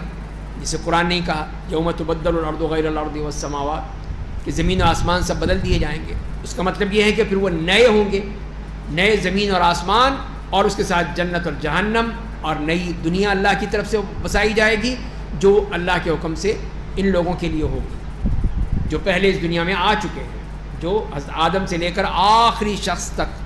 اب ان کے لیے ایک نیا ٹھکانہ ہے اور وہ اللہ نے بنا دیا ہے, چاہے اسی زمین پر بنائے یا کسی اور زمین پر بنائے, یہ اس کا معاملہ ہے.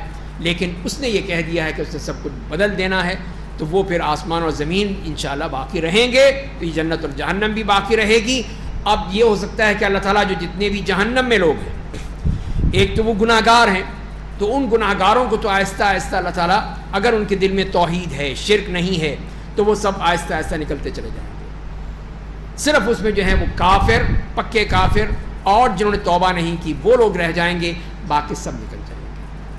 اور یہ اللہ کا فیصلہ ہو سکتا ہے ان کے بارے میں بھی جو باقی ہیں کہ ان کو بھی ختم کر دے, ان کو بھی جنت میں بھیج دے. جی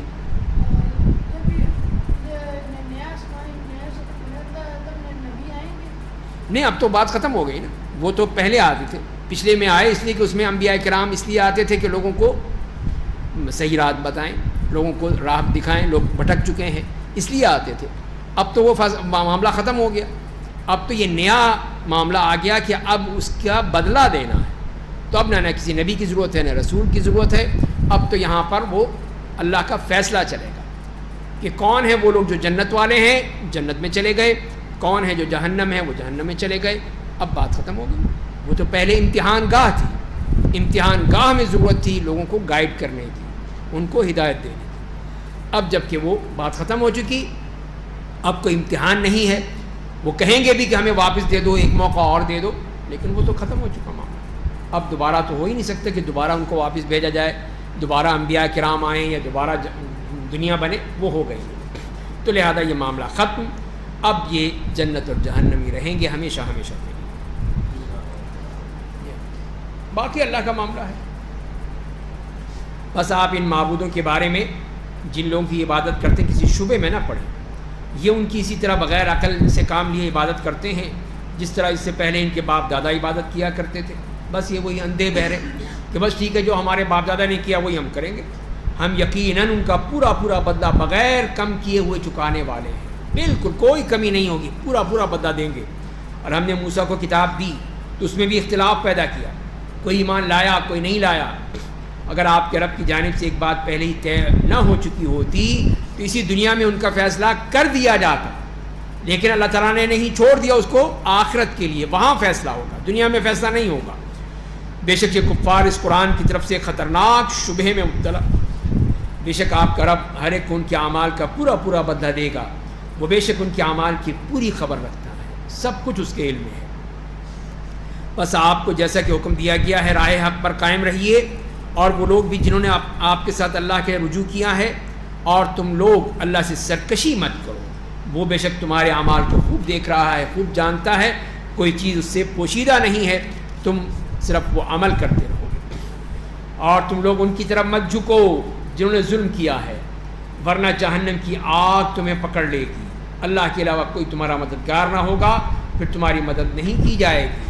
تو یہ لوگ جو جہنمی ہیں ان سے کسی طرف آپ کوئی معاملہ نہیں کر سکتے, ان کی طرف جھک نہیں سکتے. بلکہ آپ کو اور مسلمانوں کو یہ حکم دیا گیا کہ آپ دن کے دونوں طرف اور رات گئے نماز قائم کیجیے. دن کے شروع اور آخر میں, آخری پہر میں جو نمازیں تھیں اس وقت ہو سکتا ہے کہ وہی ہوتی ہوں, بعد میں یہ 5 وقت کی نمازیں آئی ہوں. اسی لیے فرمایا کہ یہ 2 وقت کی نمازیں اور رات کی نماز, اور فرمایا کہ بے شک اچھائیاں برائیوں کو ختم کر دیتی ہیں, اچھے عمل گناہوں کو مٹا دیتے ہیں. ذالک ذکری للذاکرین, بے شک اللہ نیکی کرنے والوں کا، اور فرمایا کہ یہ اللہ کو یاد کرنے والوں کو نصیحت کی جا رہی ہے، یہی نصیحت ہے۔ تو آپ صبر کیجئے، فاصبر فإن اللہ لا یضیع اجر المحسنین، بے شک اللہ نیکی کرنے والوں کا اجر ضائع نہیں کرتا۔ آیت نمبر 116 میں فرمایا کہ بس جو قومیں تم سے پہلے تھیں ان میں ایسے عقل مند لوگ کیوں نہ ہوئے جو انہیں زمین میں فساد برپا کرنے سے روکتے، ان میں سے کچھ کے سوا جنہیں ہم نے نجات دی تھی، اور ظالم لوگ اسی عیش و آرام میں پڑے رہے جس کے وہ عادی ہو گئے تھے، اور یہی لوگ جو ہیں وہ مجرم ہیں، اہل جرائم ہیں کہ جنہوں نے جرائم کیے تھے۔ تو یہاں پر بھی اس بات کی تنبیہ کی گئی کہ ان سمجھدار لوگوں نے ان کو روکا کیوں نہیں، بتایا کیوں نہیں کہ یہ فساد فی الارض مت کرو، لیکن ظاہر ہے کہ پھر اب سب مارے گئے، سب اللہ کے عذاب کی لپیٹ میں آ گئے، اور اللہ تعالیٰ نے اپنا قانون بیان کر دیا کہ آپ کا رب بستیوں کو ناحق ہلاک نہیں کرتا، خام خواہ نہیں مار دیتے اللہ تعالیٰ، نعوذ باللہ، مگر ان کے رہنے والے نیک اور اصلاح پسند ہوتے تو بچ جاتے۔ مسئلہ ان کے اعمال تھے، ان اعمال کی وجہ سے پکڑا ہے ان کو۔ اگر آپ کا رب چاہتا تو تمام لوگوں کو ایک ہی جماعت بنا دیتا، سارے مسلمان ہوتے، سب کے سب سیدھے راستے پر ہوتے، اور لوگ ہمیشہ آپس میں اختلاف کرتے رہیں گے سوائے ان کے جن پر آپ کا رب رحم کرے گا۔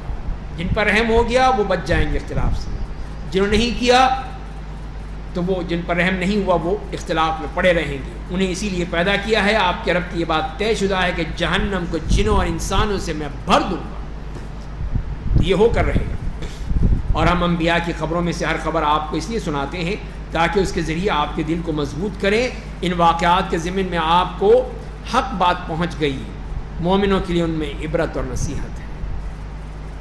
اور جو لوگ ایمان نہیں لاتے ہیں آپ ان سے کہہ دیجئے کہ تم اپنی جگہ پر جو چاہو کیے جاؤ، بے شک ہم لوگ ابھی اپنے دین پر عمل کیے جائیں گے، تو یہ تمہیں کرنا ہوگا۔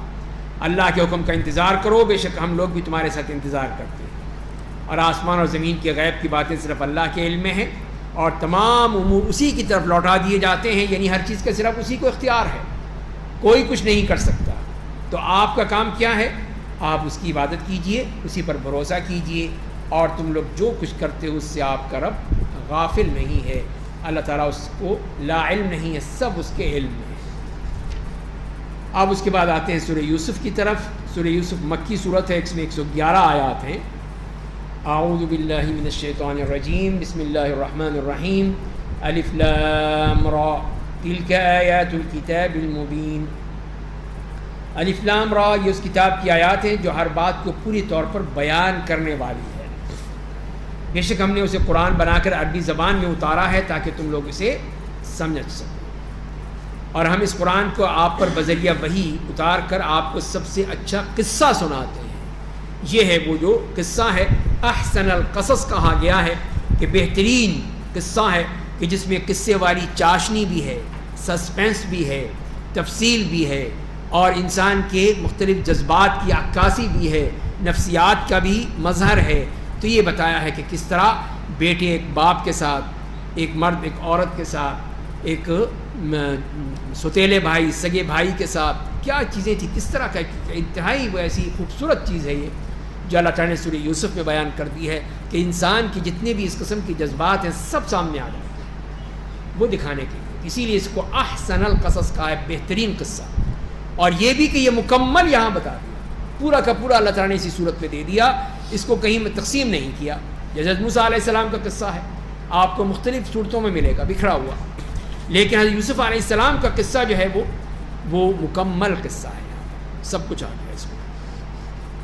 تو فرمائیں کہ ہم یہ بہترین قصہ بیان کرتے ہیں، اگرچہ آپ اس سے قبل اس سے بے خبر تھے، ظاہر آپ کو علم نہیں تھا، لیکن اللہ تعالیٰ نے کس طرح آپ کو بتا دیا ہے۔ جب یوسف نے اپنے باپ سے کہا کہ اے ابا جان، میں 11 ستاروں اور آفتاب و ماہتاب کو اپنا سجدہ کرتے ہوئے دیکھ رہا ہوں، تو اسی لیے کہ یوسف علیہ السلام اپنے باپ حضرت یعقوب ابن اسحاق ابن ابراہیم علیہ السلام، ظاہر انبیاء کرام کی لڑی ہے، تو اس لیے بیان کرتے ہیں کہ ان کو پتہ تھا کہ یہ نبی بھی ہیں، میرے باپ بھی ہیں اور نبی بھی ہیں، علم ان کا، اور تو پھر اسی لیے ان کو خواب بیان کیا اور ان سے پوچھا کہ 11 ستارے ہیں، تو یہ 11 بھائی اور شمس و قمر ان کے ماں باپ، تو لیکن اب یہ کب پورا ہوا؟ 40 سال کے بعد۔ یہ خواب کی تعبیر جو واقع ہوئی، جو حقیقت سامنے آئی وہ 40 سال کے بعد، جب دیکھا تھا اس وقت بچپن تھا، نوجوانی کی عمر رہی ہوگی، شروع کی عمر 10-12 سال 15 سال، اور اس کے بعد جب وہ اس کے بعد دیکھتے ہیں ہم جب وہ بادشاہ بن چکے تھے. تو یہ ہے کہ خواب فوراً اس کی تعبیر مل جائے، یہ ہو نہیں سکتا، اس میں وقت لگتا ہے. تو یہ بات بھی ہمیں ذہن میں رکھنی چاہیے. تو فرمایا کہ پھر جب حضرت یوسف علیہ السلام نے اپنے والد صاحب کو اپنا یہ خواب بتایا تو انہوں نے کہا کہ میرے بیٹے تم یہ اپنا خواب اپنے بھائیوں کو مت بتانا. جانتے تھے کہ یہ بھائی ستیلے ہیں اور اگر وہ سمجھ لیں گے تو شاید کوئی زک پہنچائیں، کوئی نقصان پہنچائیں، ورنہ تمہارے خلاف سازش کریں گے. بے شک شیطان انسان کا بڑا کھلا ہوا دشمن تھا. کہ اللہ تعالیٰ نے کیسے دکھا دیا، بھائی ایک باپ کی اولاد، مائیں مختلف تھیں، بس ایک باپ کی اولاد ہے، اس کے باوجود کتنا بڑا حسد، کتنی جلن ان کے دلوں میں موجود تھی کہ وہ، اور حضرت یعقوب سمجھتے تھے اس بات کو. اور اسی طرح تمہارا رب تمہیں چن لے گا، تمہیں خوابوں کی تعبیر کا علم دے گا اور تم پر اور آل یعقوب پر اپنی نعمت کو پورا کرے گا، جیسا کہ اس سے قبل تمہارے دادا اسحاق اور پردادا ابراہیم پر اپنی نعمت پوری کی تھی، اسی طرح تم پر بھی پوری ہوگی. بے شک آپ کا رب بڑا جاننے والا، بڑی حکمت والا ہے. تو اس طرح پھر انہوں نے حضرت یوسف علیہ السلام کو اس بات کی طرف اشارہ کیا کہ یہ تو بہت اونچی شان والا بندہ ہے، تمہارے اوپر بھی اللہ تعالیٰ وہی نبوت دے گا جیسے تمہارے باپ کو، دادا کو، پردادا کو دی، اس طرح تمہارے لیے بھی یہ کچھ ہوگا. یقیناً یوسف اور ان کے بھائیوں کے قصے میں پوچھنے والوں کے لیے نشانیاں ہیں. تو اہل مکہ بھی نہیں جانتے تھے، ان کو بھی پتہ نہیں تھا، تو اسی لیے پھر وہ اللہ تعالیٰ نے بتایا کہ تاکہ ان کو بھی پتہ چلے کہ یہ واقعہ کیا ہے. تو یہاں سے واقعہ شروع ہوتا ہے جب انہوں نے یوسف اور اس کے بھائی کہنے لگے کہ ہمارے باپ کے نزدیک یہ دونوں بڑے محبوب ہیں، بڑے چہیتے لاڈلے ہیں، یوسف بھی اور اس کا بھائی بنیامین بھی، یہ ہمیشہ ان کے پاس رہتے ہیں. حالانکہ ہماری ایک جماعت، ایک جتھا ہے، بے شک ہمارے والد کھلی غلطی پر ہیں، وہ نہیں دیکھ رہے کہ ہمارا حق بھی دیں ہمیں. تو تم سب مل کر یوسف کو قتل کر دو یا اسے کسی دور دراز جگہ پہ ڈال دو، اور اس طرح تمہارے باپ کی پوری توجہ تمہاری طرف ہو جائے گی. اس کے بعد تم لوگ نیک بن جانا. پھر تم سب کو اللہ اللہ کرنے لگا. پہلے اپنا کام کر ڈالو، چھٹی کرو اس کی، یوسف کی. تو ان میں سے ایک نے کہا، جو بڑا تھا، اس نے یہ کہا کہ یوسف کو قتل مت کرو، قتل کرنا ٹھیک نہیں ہے، بلکہ یوں کرو کہ کسی اندھے کنویں میں ڈال دو، جہاں سے بعض گزرنے والے قافلے ہیں اسے نکال لے جائیں گے اور وہ پھر کہیں سے کہیں چلا جائے گا، خود بخود تمہارے سے دور ہو جائے گا. تو یہ تمہارا کانٹا بھی نکل گیا، اور اگر تم نے کچھ کرنا ہی ہے تو یہ کر لو. تو انہوں نے کہا ٹھیک ہے، اب اس کو ہم نافذ کرتے ہیں، اس کو باقاعدہ پریکٹیکل یا اس کو امپلیمنٹ کرتے ہیں. تو انہوں نے کہا کہ ابا جان آپ یوسف کے بارے میں ہم پر بھروسہ کیوں نہیں کرتے، مانتے کیوں نہیں ہماری بات، حالانکہ ہم یقین اس کے خیر خواہ ہیں. کل اسے ہمارے ساتھ جانے دیجئے، ہم ذرا جا رہے ہیں تفریح پر، پکنک منانے جا رہے ہیں، تو وہ بھی چلے ہمارے ساتھ، کھائے پیے کھیلے کودے ذرا، اور ہم حفاظت کریں گے. یہ کیسے ہو سکتا ہے کوئی اس کو زخمی پہنچائے، کوئی گزن پہنچائے، ہمارا بھائی ہے، چھوٹا بھائی ہے، ہم اس کی حفاظت کریں گے. تو انہوں نے کہا کہ دیکھو، تو اس کے لے کر جانا مجھے مغموم بنا دے گا، مجھے اس میں دکھ ہوگا. وہ سمجھ گئے تھے، ان کی آنکھوں سے دیکھ کے سمجھ گئے ہوں گے کہ ان میں کوئی شر موجود ہے، اور مجھے ڈر ہے کہ تم لوگ اس سے بے خبر رہو اور بھیڑیا کھا جائے اس کو. تو ہو سکتا ہے وہ ایسی جگہ ہو جہاں بھیڑیے کثرت سے ہوتے ہوں، اسی لیے انہوں نے اس خدشے کا اظہار کیا حضرت یعقوب علیہ السلام نے. تم اپنے بڑے ہو، اپنے کھانے پینے بھاگنے دوڑنے میں لگے رہو، یہ بچہ ہے ابھی، یہ کہیں رہ جائے. تو بھائیوں نے کہا اگر اسے بھیڑیا کھا گیا، حالانکہ ہماری ایک جماعت ہے، تو پھر تو بڑا خسارہ ہوگا، یہ کیسے ہو جائے گا. یعنی باپ کو بھی انہوں نے بالکل ہی جھٹلا دیا کہ یہ کیسے ہو سکتا ہے، ہم ہیں پوری ایک جماعت، ایک جتھا، ایک گروہ، ہم چھوڑ دیں اور بھیڑیا کھا جائے اس کو، یہ کیسے ہو سکتا ہے، یہ تو نہیں ہوگا. بس وہ لے گئے ان کو، اور جو انہوں نے طے کیا تھا کسی اندھے کنویں میں ڈال دیں گے، تو انہوں نے ایسے ہی کیا، لے جا کے اندھا کنواں کہیں رستے میں دیکھا، وہاں لا کے پھینک دیا یوسف کو. اور ہم نے یوسف پر وحی نازل کی کہ آپ انہیں ایک دن ان کی سازش کے بارے میں بتائیں گے، حالانکہ وہ بے خبر ہوں گے، ان کو کچھ نہیں پتہ ہوگا، جیسے کہ اگلی آیات میں آپ پڑھیں گے. اور وہاں بتائیں گے یوسف علیہ السلام کہ تم نے یوسف کے ساتھ کیا کیا تھا. تو یہ اللہ تعالیٰ نے بتا دیا. اب یہ لوگ واپس آئے رات کو اپنے باپ کے پاس روتے ہوئے، جھوٹے آنسوؤں کے ساتھ، اور کہا ابا جان ہم جا کر اپنا مقابلہ کرنے لگے دوڑ کا اپنے، اور یوسف کو ہم نے سامان پہ چھوڑ دیا کہ تم یہیں بیٹھے رہو، تم ہمارے ساتھ دوڑ نہیں سکتے ہو، ہم بڑے ہیں تم بچے ہو، تم یہاں سامان کی طرف بیٹھو، ہم چلے گئے دوڑ لگانے کے لیے، بھاگ دوڑ کرنے لگے، بھیڑیا آیا کھا گیا اسے بڑی آسانی سے دیکھ. اور آپ ہم پر یقین نہیں کریں گے چاہے ہم سچے ہی کیوں نہ ہوں، ہم چاہے کتنی ہی قسمیں کھائیں سچے ہوں، لیکن آپ نہیں مانیں گے. ظاہر ہے کہ یہ جھوٹے کی اپنی نفسیات ہوتی ہے، وہ اپنی نفسیات میں یہی سمجھتا ہے کہ لوگ میری کوئی نہیں مانے گا، جھوٹے تھے اسی لیے. اور پھر کیا کیا، ان کی قمیض پر وہ خون لگا دیا، کوئی بکرا ذبح کیا یا کوئی جانور ذبح کیا اس کا خون چھڑک کے اور وہ لے آئے. یعقوب علیہ السلام کہہ رہے ہیں کہ یہ بھیڑیا بھی کتنا عقل مند تھا، پہلے اس کی قمیض اتاری اس کے بعد اسے کھا گیا بالکل صحیح سلامت، نہ پھاڑا اس کو، نہ چیرا، نہ اس کو کچھ کیا، بالکل صحیح سلامت قمیض آ گئی اور اسے کچھ بھی نہیں ہوا. اسی لیے انہوں نے صاف کہہ دیا یعقوب علیہ السلام نے کہ بلکہ تمہارے ذہنوں نے ایک سازش گھڑ لی، مجھے اب صبر سے کام لینا ہے، جو کچھ تم بیان کر رہے ہو اس سے اللہ ہی سے مدد مانگنی ہے. تو نبی تھے، اللہ نے بتا بھی دیا ہوگا کہ سب تمہاری جھوٹی سازشیں ہیں، مکر و فریب ہے تمہارا، یہ سب کوئی سے اس میں حقیقت نہیں ہے. اب دیکھیے یوسف علیہ السلام کے ساتھ کیا ہوا. اور ایک قافلہ آیا، انہوں نے اپنے پانی لانے والے کو بھیجا بھائی پانی لے کر آؤ. اس نے جو ہی اپنا ڈول کنویں میں ڈالا تو وہ پکار اٹھا ہمارے لیے خوشخبری ہے، تو ایک لڑکا ہے اس میں. تو اسی لیے کہ یوسف علیہ السلام کو موقع مل گیا، ڈول آ گیا، اب یہاں پر میں بیٹھا رہوں گا اس میں، فوراً اسی میں بیٹھ گئے. وہ جو کھینچنے والا سمجھا کہ پانی بھر گیا اس میں، اس نے فوراً کھینچ دیا. اب دیکھا اس میں پانی کے بجائے تو خوبصورت لڑکا ہے. وہ بڑے خوش ہوئے، لیکن یہ ظاہر ان کا مقصد نہیں تھا، ان کے اپنے کاروبار تھے، اپنی تجارت تھی. انہوں نے مال تجارت سمجھ کر قافلے والوں سے چھپا لیا، اور اللہ کو ان کے کیے کو خوب جان رہا تھا کہ اب یہ کیا کریں گے. اور پھر وہ لے گئے، وہاں مصر جا رہے تھے، انہوں نے ایک معمولی قیمت یعنی چند ٹکوں کے بجائے بیچ دیا بدلے حضرت یوسف کو. ظاہر ان کو کوئی مقصد نہیں تھا، یہ کاروبار تھا ہی نہیں ان کا. جسے بردہ فروش ہوتے ہیں اس طرح لوگ بچوں کو اغوا کر کے بیچ دیتے ہیں، ایسا کوئی تھا ہی نہیں ان کا معاملہ. اور وہ لوگ ان میں کچھ زیادہ رغبت بھی نہیں رکھتے تھے، کوئی ان کو رغبت نہیں تھی کہ ہم اس کے پیسے کمائیں، اپنے کاروبار میں لگے ہوئے تھے.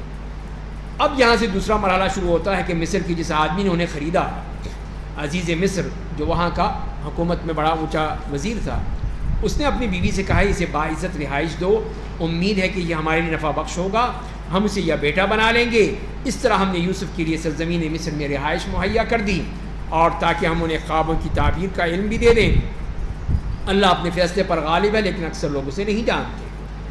تو ظاہر ہے کہ پھر اس نے بھی دیکھ لیا، وہ بھی جہاں دیدہ آدمی تھا کہ یہ بچہ کوئی عام بچہ نہیں ہے، کسی اچھے گھرانے کا بچہ ہے، کوئی ایسا نہیں غلاموں میں سے جو بکتا بکاتا آیا ہو، یہ انہوں نے کہیں سے اٹھایا ہوگا ان لوگوں نے. تو وہ اس نے پھر سمجھ لیا کہ اس کو یا تو اپنا بیٹا بنا لیں گے یا پھر یہ ہمارے یہاں رہے، بس کوئی فائدہ ہو جائے گا ہمیں. تو اللہ تعالیٰ نے اس طرح پھر حضرت یوسف علیہ السلام کے لیے مقام بھی دیکھا. تو کون سا مقام دیکھا کہ کتنے اونچے دربار میں، کتنے اونچے محل میں پہنچا دیا کہ یہاں پہ میرا نبی رہے گا. موسیٰ علیہ السلام کی بھی تربیت کی تو فرعون کے دربار میں کروائی کہ سب سے اونچے مقام پر جائے، ان کی تربیت ہو، ان کی پرورش ہو. یوسف کو بھی پہنچایا تو عزیز مصر کے محل میں پہنچایا کہ وہاں پہ ان کی پرورش ہوگی. اور جب وہ اپنی جوانی کو پہنچ گئے تو ہم نے انہیں علم و حکمت دی، اور ہم اچھا کرنے والوں کو ایسے ہی بدلہ دیتے ہیں. اور جس عورت کے گھر میں وہ رہتے تھے اس کی نیت خراب ہو گئی، اس نے انہیں گناہ پر ابالا، دروازے بند کر دیے اور کہا آؤ اپنی خواہش پوری کر لو. یوسف علیہ السلام نے کہا اللہ کی پناہ، وہ تو میرا آقا ہے، میرا مالک ہے، اس نے میرے لیے اتنے اہتمام کیے ہیں، مجھے اتنی اچھی جگہ رکھا ہے، اس نے مجھے عزت و احترام دیا ہے، تو میں یہ کام کروں، اس کے گھر میں نقب لگاؤں؟ یہ نہیں ہو سکتا. بے شک ظالم لوگ کامیاب نہیں ہوتے ہیں. اسی لیے حضرت یوسف علیہ السلام نے صاف انکار کر دیا اور فرمایا کہ اس عورت نے ان کے گناہ کا پختہ ارادہ کر لیا تھا، اور وہ بھی اپنے رب کا برہان نہ دیکھتے تو اس کے ساتھ ایسے ہی ارادہ کر لیتے. کیا تو نہیں نا، بعد لوگ حضرت یوسف پہ بھی لگا دیتے، وہ تو نبی تھے، پاک تھے، وہ تو دیکھ چکے تھے اللہ کا. تو اسی لیے فرما دیا کہ وہ تو کیا ہی نہیں، انہوں نے ایسا کوئی ارادہ ہی نہیں کیا تھا ان کا، اس لیے کہ وہ جان گئے تھے کہ یہ غلط بات ہے. اور ایسا اس لیے ہوا کہ ہم ان سے برائی اور بدکاری کو دور کر دیں. جب اللہ تعالیٰ یہ فرما رہے ہیں تو پھر کیسے ہو سکتا ہے کہ یوسف علیہ السلام بھی وہ ارادہ کریں؟ بے شک وہ ہمارے ان بندوں میں سے تھے جو برائیوں سے پاک کر دیے گئے۔ اب دیکھیے کیا ہوا، دونوں نے دروازے کی طرف دوڑ لگا دی، دونوں ہی بھاگے۔ اب تو عورت نے ان کی قمیض پیچھے سے پھاڑ دی، اس نے کھینچا کہ کہیں یہ آگے نکل گئے تو کیا ہوگا۔ تو دونوں نے اس کے شوہر کے دروازے کے پاس پایا، دروازہ کھولا تو شوہر کھڑا تھا۔ تو عورت نے کہا فوراً، دیکھی کتنی تیز تھی، کہ بتاؤ اس بندے کی سزا کیا ہے جو تمہاری بیوی کے ساتھ جو ہے وہ بدکاری کا ارادہ کر رہا ہو۔ فوراً حضرت یوسف علیہ السلام بولے نہیں ابھی تک، اس نے فوراً الزام لگا دیا۔ اس کے علاوہ اور کیا ہو سکتی ہے کہ اسے جیل میں ڈال دیا جائے یا دردناک عذاب دیا جائے، جو الزام بھی اور سزا بھی بتا دی فوراً۔ خود ہی مدعی بھی ہے، خود ہی قاضی بھی، عدالت بھی، فیصلہ بھی، سب کچھ خود ہی کر دیا۔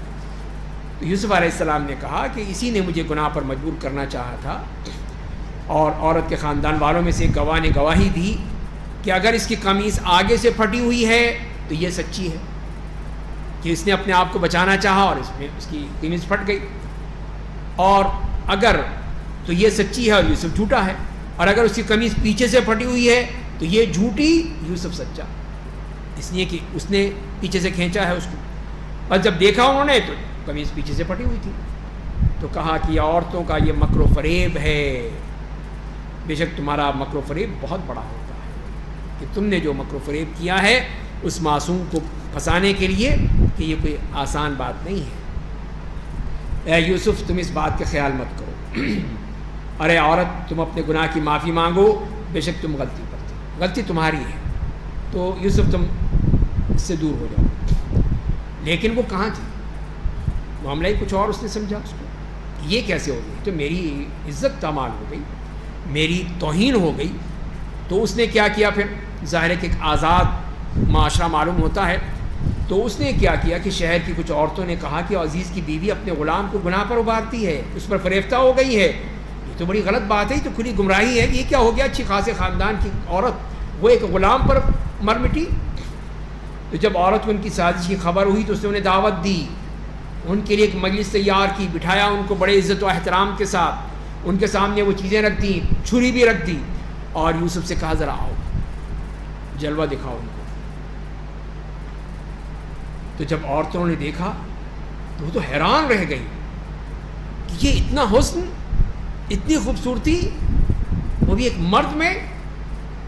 تو کیا کہ اپنے ہاتھ زخمی کر لیے اور کہنے لگیں کہ بے عیب ذات اللہ کی یہ کوئی انسان نہیں ہے، یہ تو کوئی بہت ہی اونچا فرشتہ ہے، اتنا خوبصورت۔ تو اللہ تعالیٰ نے ظاہر ہے ان کو پوری دنیا کا آدھا حسن دیا تھا، اسی لیے وہ تو وہیں پہ سب محو ہو گئے، یہ کیا ہوا، ان کو یہی نہیں پتہ چلا کہ وہ چھری کہاں چلا رہی ہیں، ہاتھوں پہ چلا رہی ہیں یا پھلوں پر چلا رہی ہیں، ہاتھ کاٹ لیے اس میں۔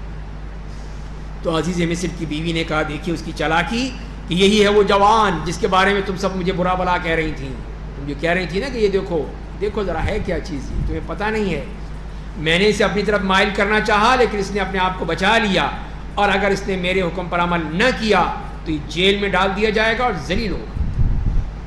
یہی ہے طاقت، ہر ایک کو اپنی طاقت کا احساس ہوتا ہے کہ میں جو چاہوں گی کر لوں گی، یہ کیا کرے گا۔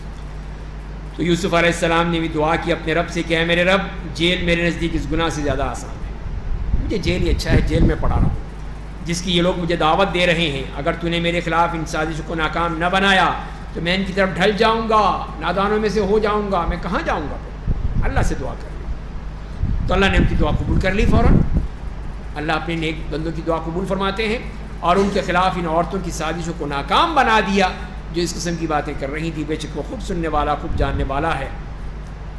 پھر یوسف کی پاک دامنیاں کی تمام نشانیاں دیکھ لینے کے باوجود انہوں نے کہا بہتر یہی ہے کہ اس کو جیل میں ڈال دو، اس لیے کہ آج تو ایک ہی ہے، پتہ نہیں پھر اور کتنی آ جائیں گی عورتیں سب، تو اسی لیے بہتر ہے کہ اسے جیل میں ڈال دو۔ تو انہوں نے ان کو جیل میں ڈال دیا۔ اب یہاں پر جیل کے واقعات بھی بیان کر دیا اللہ تعالیٰ نے کہ یوسف کے ساتھ 2 نوجوان بھی جیل میں داخل ہوئے تھے، ان میں سے ایک نے کہا کہ میں نے خواب میں دیکھ رہا ہوں کہ شراب نچوڑ رہا ہوں، یعنی شراب بنا رہا ہوں، کشید کر رہا ہوں پھلوں سے۔ دوسرے نے کہا کہ میں نے دیکھا ہے کہ میرے سر پر روٹیاں ہیں، روٹیاں اٹھائے ہوئے ہوں کسی چیز میں، جس میں سے چڑیاں کھا رہی ہیں، پرندے کھا رہے ہیں، نوچ رہے ہیں اس میں سے۔ تو آپ ہمیں تعبیر بتا دیجئے، ہم دیکھتے ہیں آپ بہت نیک آدمی ہیں، بہت اچھے آدمی ہیں، تو آپ بتائیے ذرا کیا مسئلہ کیا ہے ہمارا۔ تو یوسف علیہ السلام نے فرمایا کہ جو کھانا تمہیں دیا جاتا ہے اس سے تمہارے پاس آنے سے پہلے میں تمہیں تفصیل بتا دوں گا. تو یہ جیل مینول، جیل کا بھی ایک مینول ہوتا ہے کہ اس میں وقت مقرر ہے کہ فلاں وقت کھانا ملے گا، فلاں وقت یہ ہوگا، فلاں وقت یہ ہوگا. تو بظاہر یہی معلوم ہوتا ہے کہ وہ باقاعدہ ایک سسٹم تھا. اسی لیے فرمایا کہ کھانا کا وقت ابھی نہیں آیا ہے، اس سے پہلے میں تمہیں بتا دوں. تو لہذا اس کو ان کو بھی ہو جائے، جب آپ کوئی دے دیتے ہیں، کوئی لمٹ دے دیتے ہیں تو پھر انسان آرام سے ہو جاتا ہے کہ ہاں ٹھیک ہے، جب وہ وقت آئے گا تو یہ کام ہو جائے گا. اگر آپ ویسے چھوڑ دیں تو آدمی پریشان ہوگا کہ پتہ نہیں کب ہوگا. لیکن جب لمٹ بتا دیتے ہیں کہ 12 بجے تمہیں یہ چیز مل جائے گی تو آپ مطمئن ہو جاتے ہیں، ٹھیک ہے میں 12 بجے آ جاؤں گا، لے لوں گا. اسی طرح حضرت یوسف علیہ السلام نے بتا دیا کہ جب کھانے کا جو وقت ہے اس سے پہلے تمہیں بتا دوں. اب میری بات سنو پہلے تو دیکھیے انہوں نے پھر اپنی دعوت کا پیغام دے دیا، دعوت اللہ کی طرف دے دی جو ان کا فرض تھا. کہ یوسف علیہ السلام نے کہا کہ اس سے تمہارے آنے سے پہلے میں تمہیں تفصیل بتا دوں گا. یہ اس علم کا ایک حصہ ہے کہ میرے رب نے مجھے دیا ہے. میں نے لوگوں کو دین و ملت چھوڑ دیا جو اللہ پر ایمان نہیں رکھتے اور آخرت کا انکار کرتے ہیں. میں نے اپنے باپ دادا ابراہیم، اسحاق، یعقوب کا دین اختیار کر لیا. ہمیں یہ حق نہیں پہنچتا کہ اللہ کے ساتھ کسی چیز کو شریک بنائیں. یہ ہے دعوت توحید. یہ عقیدہ ہم پر اللہ اور لوگوں پر اللہ کا فضل ہے، لیکن اکثر لوگ اللہ کا شکر ادا نہیں کرتے. تو ہے میرے جیل کے ساتھیوں، کیا کوئی مختلف معبود اچھے ہیں یا اللہ جو ایک اور زبردست ہے؟ اتنے خدا بنائے رکھے ہوں تم نے اور ایک طرف ایک اللہ ہے تو بہتر کیا ہے؟ تو اللہ کے علاوہ جن کی تم عبادت کرتے ہو وہ صرف نام ہیں، نام بنا رکھے ہیں، ان کی حقیقت تو کچھ بھی نہیں ہے. تو جنہیں تم نے اور تمہارے باپ دادا نے رکھ لیے ہیں، اللہ نے ان کی کوئی دلیل نہیں اتاری ہے. ہر حکم اور فیصلے کا مالک صرف اللہ ہے. وہ جو فیصلہ کرے وہ ہوتا ہے، اور اسی نے حکم دیا ہے کہ اس کے سوا کوئی عبادت مت کرو. یہی صحیح دین ہے، لیکن اکثر لوگ جانتے نہیں ہیں، سمجھتے نہیں ہیں. اب وہ بتا رہے ہیں اس کی تعبیر جو ان دونوں نے پوچھی تھی. تو اے میرے جیل کے ساتھیوں، تم میں سے ایک اپنے بادشاہ کو شراب پلائے گا. وہ اسی ڈیوٹی پر تھا، لیکن کوئی جرم ہو گیا، جیل میں آ گیا. تو مطلب یہ تھا کہ تم واپس جاؤ گے، اسی اپنی ڈیوٹی کو سنبھالو گے اور بادشاہ کو شراب پلاؤ گے. اور دوسرا ہے اس کو پھانسی دی جائے گی، سولی پہ چڑھایا جائے گا، چڑیاں اس کے سر میں سے کھائیں گی، نوچیں گی اس کو. تو جس کے بارے میں تم دونوں پوچھ رہے ہو اس میں اللہ کا فیصلہ صادر ہو چکا ہے. یہ بھی اللہ کا فیصلہ ہے. اور ان دونوں میں سے جس کے بارے میں ان کا خیال تھا کہ وہ نجات پا جائے گا، اس سے کہا کہ اپنے بادشاہ سے میرے بارے میں بات کر. دونوں میں سے ایک نے تو واپس جانا تھا بادشاہ کے پاس، وہ جو ساقی تھا. تو اس سے کہا یوسف علیہ السلام نے کہ بتا دینا ذرا اس کو کہ ایک بیچارہ پڑا ہوا ہے جیل میں، اتنے سال ہو گئے ہیں. لیکن شیطان نے اس کے دماغ سے یہ بات بلا دی. جب وہ آزاد ہوا پھر وہ اپنے مگن ہو گیا، اپنے کام کاج میں، اپنی ڈیوٹی میں، کہ بادشاہ کے سامنے بتاتا. تو حضرت یوسف علیہ السلام پھر کئی سال اسی جیل میں پڑے رہے، وہیں پر موجود رہے. تو اب دیکھیے اب اللہ تعالیٰ کی طرف سے انتظام کیسے کیا جاتا ہے. تو بادشاہ نے کہا کہ میں نے دیکھا ہے کہ 7 دبلی گائیں 7 موٹی گایوں کو کھا رہی ہیں، 7 ہری بالیاں اور دوسری 7 خشک بالیوں کو دیکھا ہے. تو اے حاضرین مجلس، اگر تم خواب کی تعبیر بتا سکتے ہو تو میرے خواب کی تعبیر بتاؤ. تو بادشاہ نے پھر اپنے درباریوں سے پوچھا کہ یہ میں نے خواب دیکھا ہے، اس کی کوئی حل بتاؤ، تعبیر بتاؤ، تعبیر بتاؤ. انہوں نے کہا یہ تو پراگندہ خیالات ہیں، پتہ نہیں کیا آپ سوچتے رہتے ہیں، الٹی سیدھی باتیں ہیں، یہ سب آپ کے ذہن میں آ گئی ہیں، ہم نہیں جانتے، ہمیں نہیں پتہ.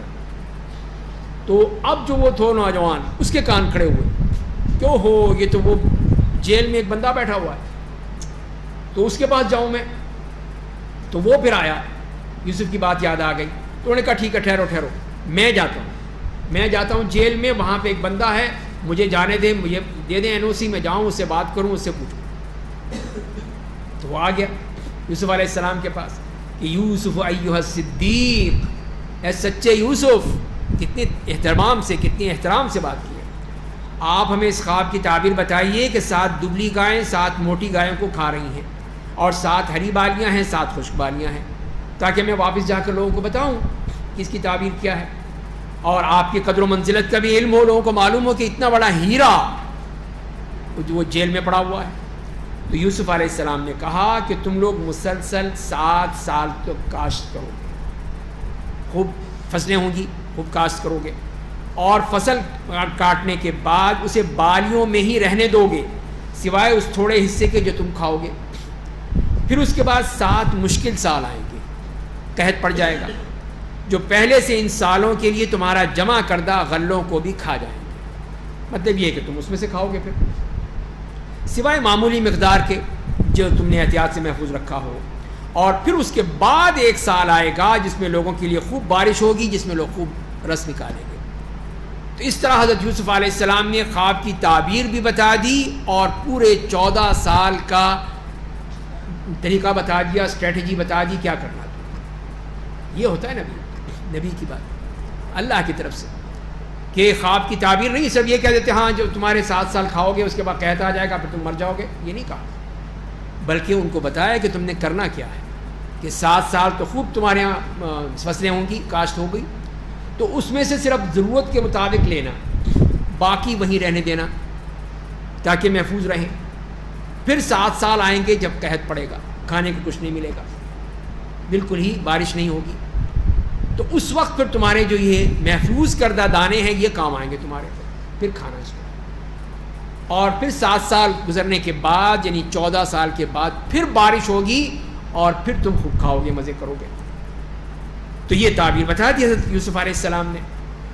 تو بادشاہ نے کہا، وہ تو دنگ رہ گیا کہ ایسی بات، زبردست بات بتا دی، یہ تو پوری ہماری، اس نے تو نسلیں ہماری بچا لی اس شخص نے۔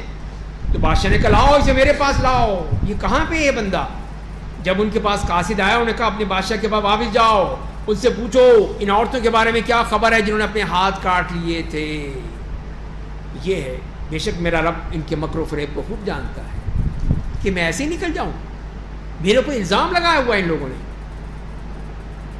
تو یہ پہلا فیصلہ کرو، میری برات کا اظہار کرو، لوگ کہیں گے نہیں یہ تو جیل میں رہا ہے بندہ، تو اسی لیے پہلے مجھے بری کرو اور پھر میں آؤں گا۔ حتیٰ کہ نبی کریم صلی اللہ علیہ وسلم فرمائیں کہ اگر میں اس طرح اتنے عرصے رہتا جتنے یوسف رہے تھے تو جیسے یہ قاصد آتا میں باہر آتا۔ تو یوسف علیہ السلام کا صبر تھا کہ یہ نہیں ہو سکتا کہ اب میں فوراً بھاگا ہوا جاؤں، نہیں، پہلے اس کو تحقیق کرو، چیک کرو، میرا فیصلہ کرو۔ تو بادشاہ نے کہا تم عورتوں کا کیا واقعہ ہے؟ اس نے واقعی پھر تحقیق شروع کر دی، یہ تو واقعی بڑی خطرناک بات ہے، تم نے یوسف کو گناہ پر اکسایا تھا۔ انہوں نے کہا بے عیب ہے اللہ کی ذات، ہم نے اس میں کوئی برائی نہیں پائی، بالکل وہ پاک آدمی ہے، معصوم ہے۔ عزیز کی بیوی نے بھی کہا اب حق کھل کر سامنے آ گیا، میں نے اسے گناہ پر اکسایا تھا، وہ بالکل سچا تھا، اس نے کوئی غلطی نہیں تھی، میری غلطی تھی۔ اور یوسف نے کہا میں نے سوال اس لیے کیا ہے تاکہ عزیز کو بھی یقین ہو جائے، عزیز مصر کو بھی، کہ میں نے پوشیدہ طور پر اس کی عزت میں خیانت نہیں کی تھی، میں نے کوئی غلط کام نہیں کیا تھا۔ بے شک اللہ خیانت کرنے والے کی چال کو کامیاب نہیں ہونے دیتا ہے، تو اور میں اپنے آپ کو خطاؤں سے پاک نہیں بتاتا ہوں، بے شک انسان کا نفس برائی پر بہت زیادہ ابھارتا ہے، سوائے اس نفس کے جس پر میرا رب رحم کرے، بے شک میرا رب بڑا مغفرت کرنے والا نہایت مہربان ہے۔ تو اس میں کئی ہیں، کسی نے کہا یوسف علیہ السلام کا یہ کلام ہے، بعض نے کہا یہ اس کی عزیز مصر کی بیوی زلیخا کا کلام ہے، بعض اور، لیکن بہرحال یہی معلوم ہوتا ہے کہ یہ اس بات کا اعتراف ہے، اس عورت کی طرف سے بھی ہو سکتا ہے کہ جس نے اعتراف کر لیا، اپنا بیان دے دیا کہ میں اس سے بالکل ہی یہ بیان کرتی ہوں کہ میں غلط ہوں۔ یوسف بالکل پاک ہے، یوسف کا کوئی قصور نہیں، بالکل بے قصور، ذرہ برابر بھی قصور نہیں ہے۔ اصل یہ نفس امارہ ہے جو کہ انسان کو گناہوں کی طرف اکساتا ہے، گناہوں کی طرف لاتا ہے، تو یہ ہے اصل مسئلہ۔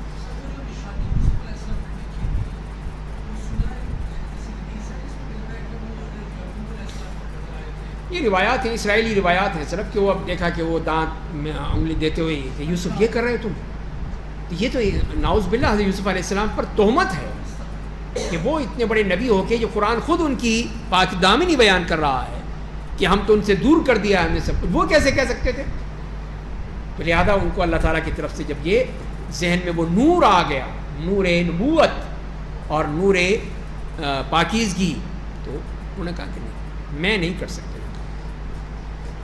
تو بہرحال حضرت یوسف علیہ السلام کا یہ نیا مرحلہ شروع ہوتا ہے، اور اس سارے مراحل کے بعد کہ اب بادشاہ نے کہا کہ ٹھیک ہے لاؤ، میرے پاس لاؤ۔ میں انہیں اپنا خالص صلاح کار بناؤں گا، اپنا پھر میں خصوصی ایڈوائزر بناؤں گا، اپنا مشیر بناؤں گا۔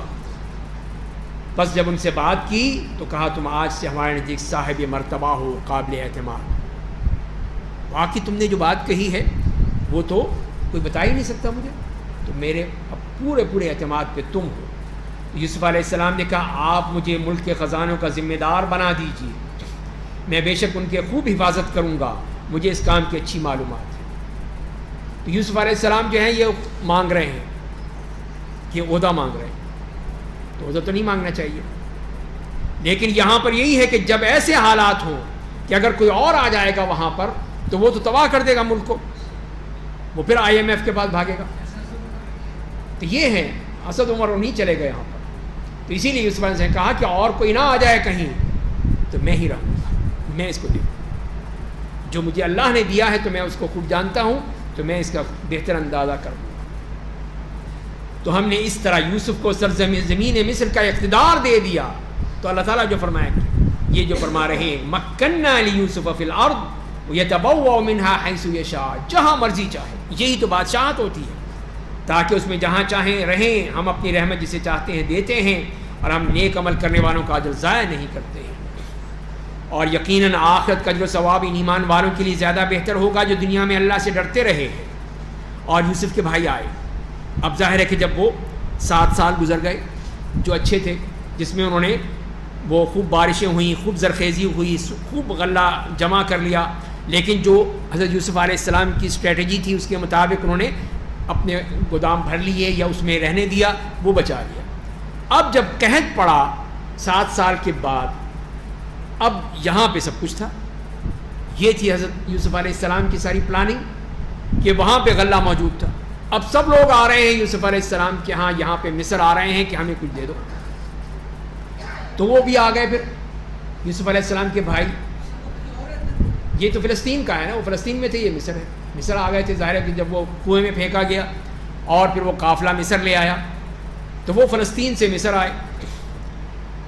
تو اب یہاں پر جب پہنچے، ان کی مجلس میں داخل ہوئے تو انہوں نے سب کو پہچان لیا، فوراً دیکھ لیا۔ ظاہر ہے کہ بھائی تھے اور بڑے انداز میں، یہ تو بچے تھے، اب یہ جوان ہو گئے، جوان کیا اس سے بھی ادھیڑ عمر میں ہو گئے ہوں گے، تو وہ نہیں پہچان سکے یہ کون بیٹھا ہوا ہے، وہ نہیں پہچان سکے۔ یوسف علیہ السلام فوراً پہچان کے یہی ہے میرے بھائی، لیکن ابھی وقت نہیں آیا تھا کہ وہ ایکسپوز کریں، بتائیں کہ آؤ جی بھائی جی آ جاؤ مل لو، نہیں، بلکہ صبر کیا۔ تو جب ان کا غلہ انہیں دے دیا، کہا تم اپنے بھائی کو لاؤ جو باپ کی طرف سے تمہارا بھائی ہے۔ تو انہیں کیسے پتہ چل گیا؟ اس کا مطلب یہ ہے کہ کوئی راشننگ سسٹم تھا، راشن کارڈ تھا، اس میں تمام ڈیٹا موجود ہے تاکہ اس کے مطابق دیا جائے۔ یہ نہیں ہے کہ ہاں دے دو، بھر بھر کے دے دو، جتنا چاہے لے دو، نہیں، سسٹم تھا۔ اسی سے معلوم ہو رہا ہے کہ اس سسٹم کے تحت ان کو پتہ چلا کہ ایک بھائی تمہارا نہیں آیا، اس کا ذکر نہیں کیا ہوگا یوسف کا، وہ تو ہے ہی نہیں، اب کہاں گیا، وہ تو مار دیا ہم نے، تو اس کا ذکر نہیں کیا ہوگا۔ یہ جو ہے ایک بھائی وہاں پر ہے، ماں باپ ہیں، ہم بھائی ہیں، 9 بھائی یہاں پر آئے ہیں، 10واں وہاں بیٹھا ہے، اب 11واں تو وہی ہے، گول ہو گیا۔ تو اب یہ پوچھا کہ بھائی وہ اس کو بھی لے کر آؤ، کیا تم دیکھتے نہیں میں پورا ناپتا ہوں، پورا ناپ دیا ہے تمہارا میں نے، کوئی میں نے کمی نہیں کی، تم پورے 10 بھائیوں کے اور ماں باپ کا پورا حصہ تمہیں دے دیا ہے، اور میں نمازی بھی اچھی کرتا ہوں، جو بھی آتا ہے اس کو کھانا پینا سب کچھ دیتے ہیں۔ اگر تمہارے پاس نہ لائے نا آپ، تو میرے پاس کوئی غلہ نہیں ہے، میرے پاس آنا ہی نہیں، تو جاؤ۔ تو وہ گھبرا گئی، یہ تو بڑا معاملہ خراب ہو گیا۔ تو انہوں نے ہم کہا کہ ہم پہنچتے اس کے باپ کو ہمارے ساتھ بھیجنے پر راضی کریں گے، اور ہم ضرور ایسا کریں گے۔ تو ظاہر یوسف علیہ السلام بھی چاہتے تھے کہ اپنے بھائی کو دیکھ لیں، اتنا عرصہ ہو گیا ہے، تو یہ تو ستیلے ہیں، پھر بھی ان سے کوئی اتنا وہ محبت کا اظہار نہیں کیا، لیکن اس سگے بھائی سے تو محبت تھی نا، اس کا انہوں نے خیال آ رہا ہے کہ وہ بھی آ جائے۔ تو یوسف نے اپنے کارندوں سے کہا کہ ان سب کی رقمیں ان کے سامان میں رکھ دو، یہ ہے ان کی طرف سے تحفہ یوسف علیہ السلام کہ جو ان سے پیسے لیے ہیں نا یہ واپس کر دو، رکھ دو، انہی کی جو بوریاں ہیں، غلے کی بوریاں، ان میں ڈال دو۔ جب اپنے گھر والوں کے پاس پہنچنے کے بعد اسے پہچانیں گے تو امید ہے کہ دوبارہ آئیں گے۔ پھر یہ بھی مقصد تھا کہ جب ان کو ہوگا کہ پیسے بھی واپس مل گئے اور معاملہ بھی آسان ہو گیا، تو اب تو پھر دوبارہ جائیں پھر ہم۔ تو یہی ہوا، جب اپنے باپ کے پاس واپس پہنچے تو کہا ابا جان ہمارے لیے غلہ بند کر دیا گیا ہے، پابندی لگ گئی ہمارے اوپر. کیوں، کیا ہوا؟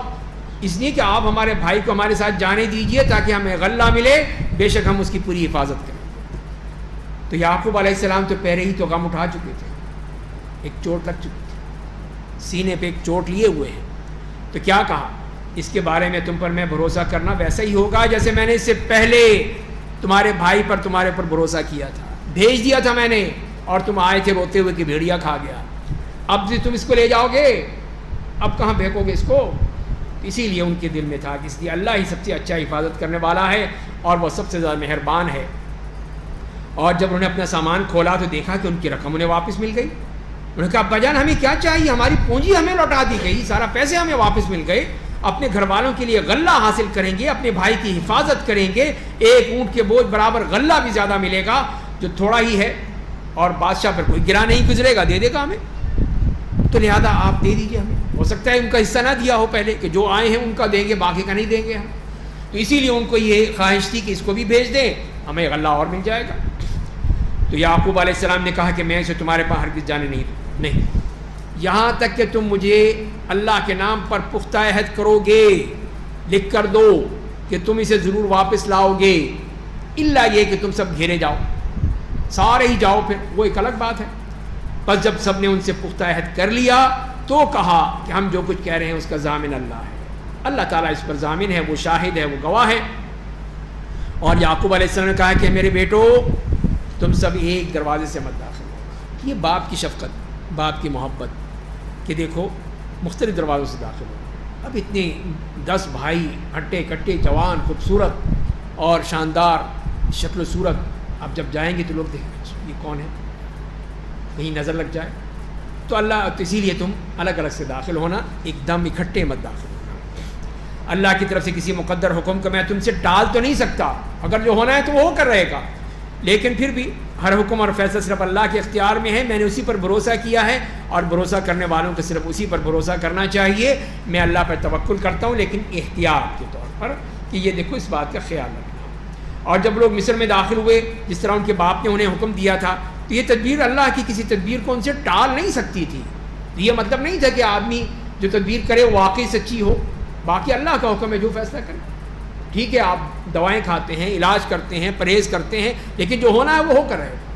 تو یہی اللہ تعالیٰ فرما رہے ہیں کہ جو تدبیر کرو وہ منع نہیں ہے، لیکن فیصلہ وہ ہونا ہے جو اللہ نے کیا ہے. تو یہ تو یعقوب کے دل کی بات تھی جو انہوں نے پوری کی تھی، اور ہم نے انہیں جو علم دیا تھا اس کے سبب وہ اس کو جانتے تھے، تقدیر کے مسائل، اللہ کے احکام کے مسائل. لیکن اکثر لوگ یہ نہیں جانتے. اب جب وہ لوگ یوسف کے پاس گئے تو انہوں نے اپنے بھائی کو اپنے قریب کر لیا. تو ظاہر ہے کہ بھائی کی تو محبت تھی ساری، تو بنیامین کو قریب کر لیا، کہا میں ہی تمہارا بھائی ہوں، یہ لوگ جو کچھ اب تک کر رہے ہیں اس کا غم مت کرنا. ظاہر ہے اس بھائی کو بھی پریشان کرتے ہوں گے، یوسف کو کیا.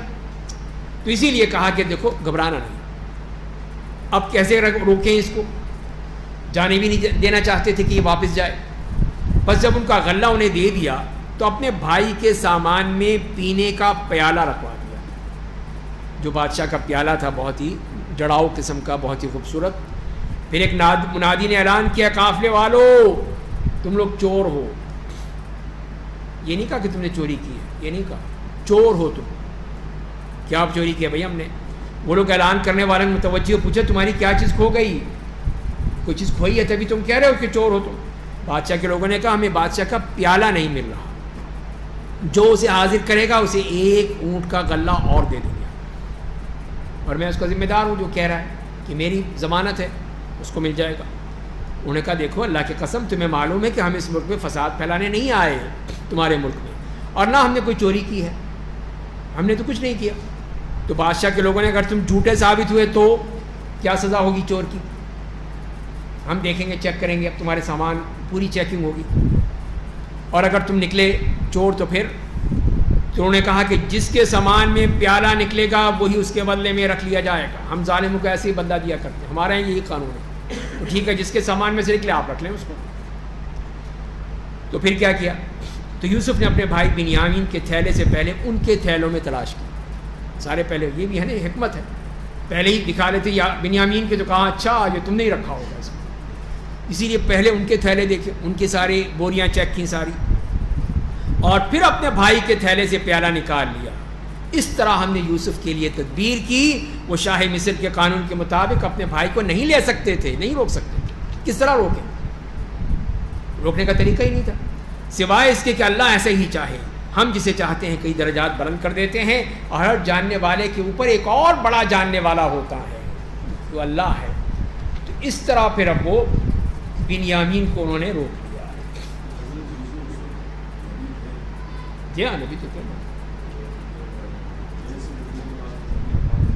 جی ہاں بالکل، جسے اس میں کہہ دیا نا، اس میں جیل میں جو تھے وہی تو کہہ رہے ہیں اتبعت ملت آبائی ابراہیم و اسحاق و یعقوب، میں تو اسی راستے پہ چل رہا ہوں، توحید کی دعوت دے رہے ہیں۔ تو انہوں نے کہا اگر اس نے چوری کی ہے تو اس سے پہلے اس کے بھائی نے بھی چوری کی تھی۔